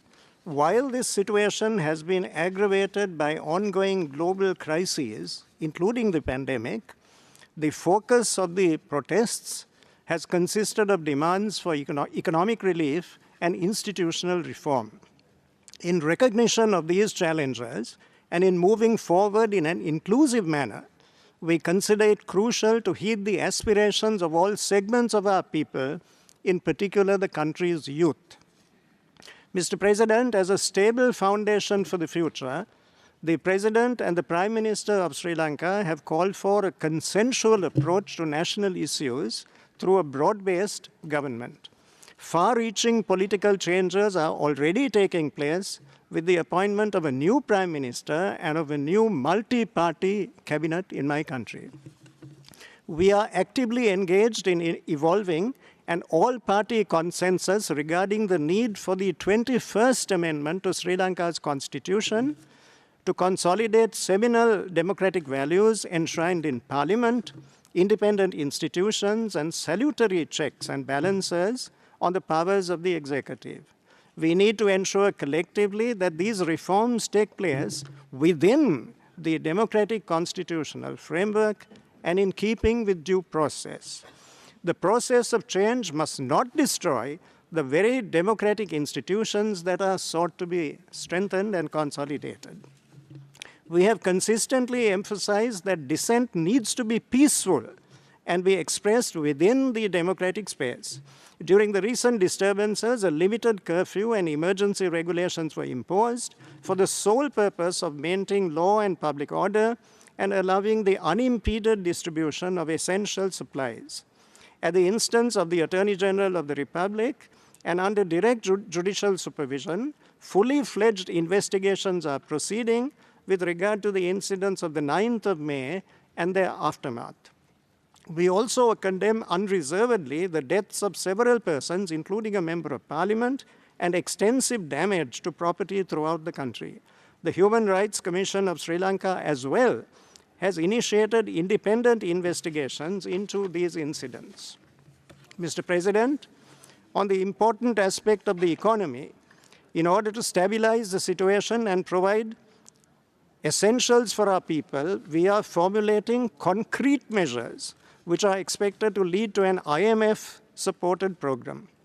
In moving forward, we are in dialogue with all stakeholders, including domestic and international partners. We are putting together a coherent structure to place our economy back on a sustainable growth path and to provide for necessities such as food, fertilizer, energy, and medicines. The current situation and future reform measures have a potentially adverse impact on the lives and livelihoods of the vulnerable. In agreement, therefore, with the emphatic remarks by the distinguished High Commissioner Michelle Bachelet earlier this morning, Sri Lanka is firmly committed to targeted social protection measures to mitigate these consequences. We certainly recognize as a core belief that human rights are indivisible, interconnected, and interdependent. Mr. President, over the past years, including at the 49th session in March this year, we have interacted with the Council in addressing a series of issues raised in relation to Sri Lanka. Today, as we seek to redress grievances and issues in a broader social context, it is both compelling and challenging to demonstrate further tangible progress on post-conflict consolidation through democratic and domestic processes. We will continue to do so by active engagement with this Council.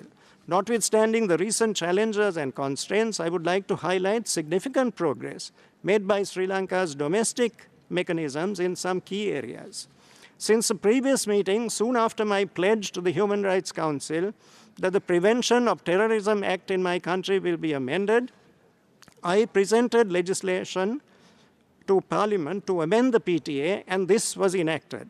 The cumulative effect of these amendments will make a substantial improvement of and a profound impact upon the existing law and will further cause human rights and human freedoms in Sri Lanka to be strengthened. In this regard, the Inspector General of Police has issued instructions whereby there is a de facto moratorium on arrests being made under the PTA.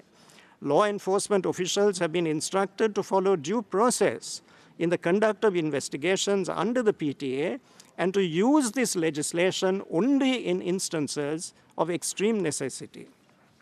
In the fuller version of my speech, I am making available to this Council the progress made by important local mechanisms, such as the Office of Missing Persons, the Office for National Unity and Reconciliation, and the SDG 16 Council. Sri Lanka, at the same time, remains open to engaging with the diaspora community and with civil society organizations committed to the well-being of our country.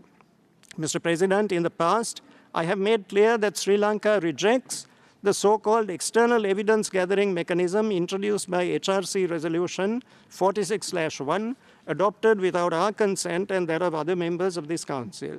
We reiterate our conviction that this mechanism will only serve to polarize and divide and will be an unproductive and unhelpful drain on the resources of this Council and its members. In conclusion, therefore, Mr. President, we seek the understanding of this Council regarding the challenging social and economic situation in Sri Lanka. We undertake to engage in the multiple tasks before us and to honor legitimate commitments. Sri Lanka is an active participant in the multilateral framework and has continued its close engagement with the international community and the Human Rights Council to realize the promotion and protection of human rights with justice and equity for our people. The difficult situation we are facing today and the voices of our youth remind us urgently that we need to address these challenges with humility. Our approach then, Mr. President, is to recognize the challenge without being overwhelmed or constricted by it. With a clearly conceived objective, clarity regarding the means to accomplish it, and above all, confidence in the resilience of our people, which has served our nation well in the past, we embark on an intricate journey step by step. We are immensely fortified by the sustained goodwill and support of the international community manifested in abundant measure, and we look forward to continuing open engagement. I thank you, Mr. President. Thank you, Your Excellency, and thank you for being here and for your presentation. Esto nos lleva al final de esta reunión. Nos volveremos a reunir a las 15 horas para continuar el diálogo interactivo sobre el informe de la alta comisionada sobre la respuesta de los estados a la pandemia y para celebrar el diálogo interactivo con el relator especial sobre la situación de los derechos humanos en Eritrea, seguido del diálogo interactivo con la Comisión de Investigación sobre el Territorio Palestino Ocupado, incluido Jerusalén Este y en Israel. Clausuro la primera reunión de la 50ª sesión del Consejo de Derechos Humanos.